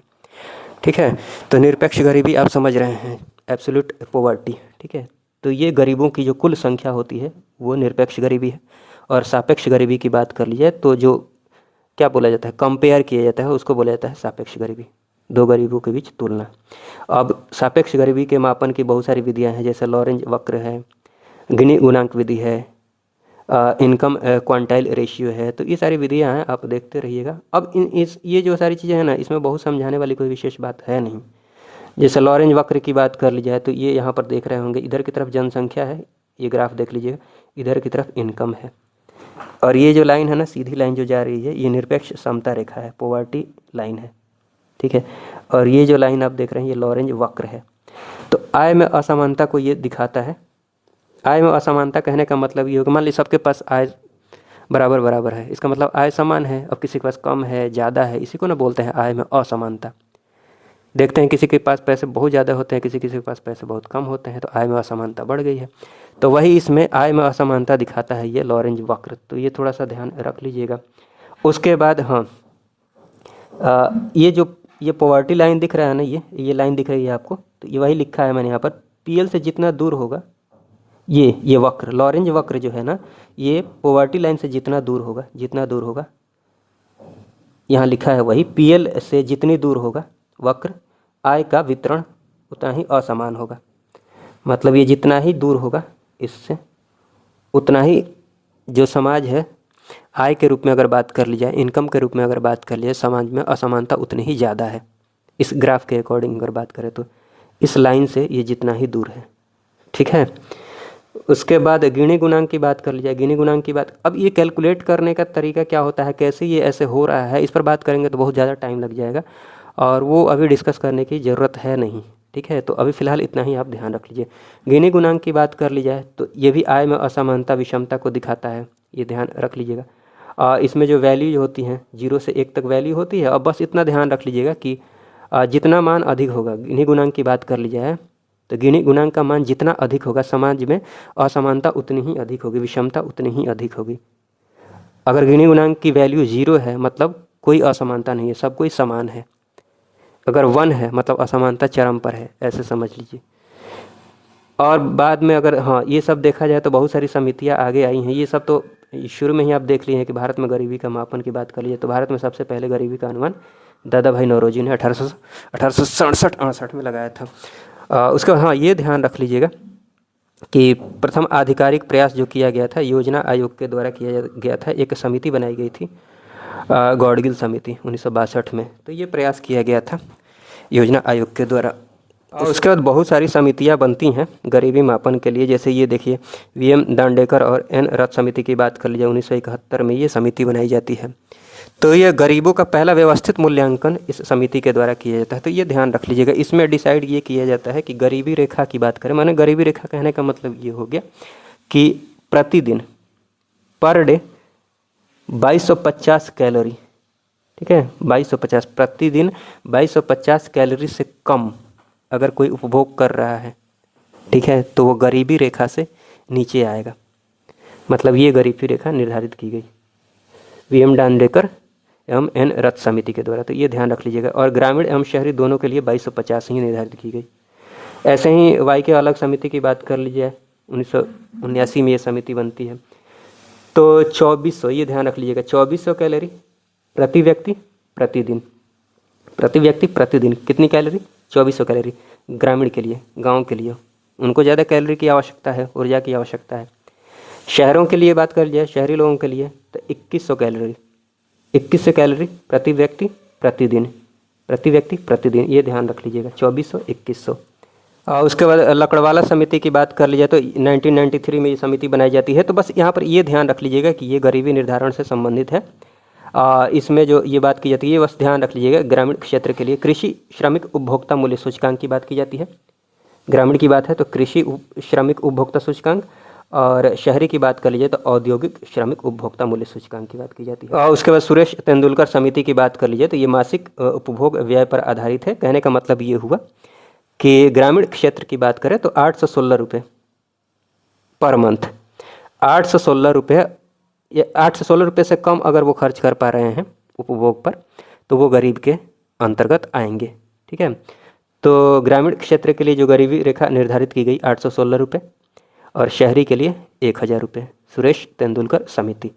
उसके बाद सी रंगराजन समिति की बात कर ली जाए तो इनके द्वारा ग्रामीण के लिए 972 रुपये और शहरी के लिए 1407 रुपये निर्धारित की जाती है। ठीक है, तो ये सारी बातें हैं, ध्यान रख लीजिएगा। फिलहाल ये देख सकते हैं कि वर्तमान में भारत में जो गरीबी रेखा का निर्धारण किया जाता है वो नीति आयोग के द्वारा किया जा रहा है। हाँ, वर्ल्ड बैंक की बात कर लीजिए तो लेटेस्ट डेटा के अकॉर्डिंग $2.15 प्रतिदिन, ठीक है, ये निर्धारित किया गया है। गरीबी रेखा की बात कर लीजिए पॉवर्टी लाइन $2.15 प्रतिदिन विश्व बैंक के द्वारा। उसके बाद कुछ एक ये महत्वपूर्ण आप देख सकते हैं समितियां हैं, आपको ध्यान रखना है कौन सी समिति किस क्षेत्र से संबंधित है। जैसे ऊपर आपने जो भी समितियां देखी हैं वो सब गरीबी से संबंधित है, ध्यान रख लीजिएगा। वैसे ही दांतेवाला समिति की बात कर लीजिए तो बेरोजगारी अनुमान से संबंधित है। वहीपुरिया की बात कर लीजिए तो बैंकिंग सुधार से संबंधित है। नरसिंहन समिति की बात कर लीजिए तो वित्तीय सुधार से संबंधित है। राजा जे चलैया समिति की बात कर लीजिए तो कर संरचना से संबंधित है। गोस्वामी समिति की बात कर लीजिए तो औद्योगिक रुग्णता से संबंधित है। आबिद हुसैन की बात कर लीजिए तो लघु उद्योग से संबंधित है।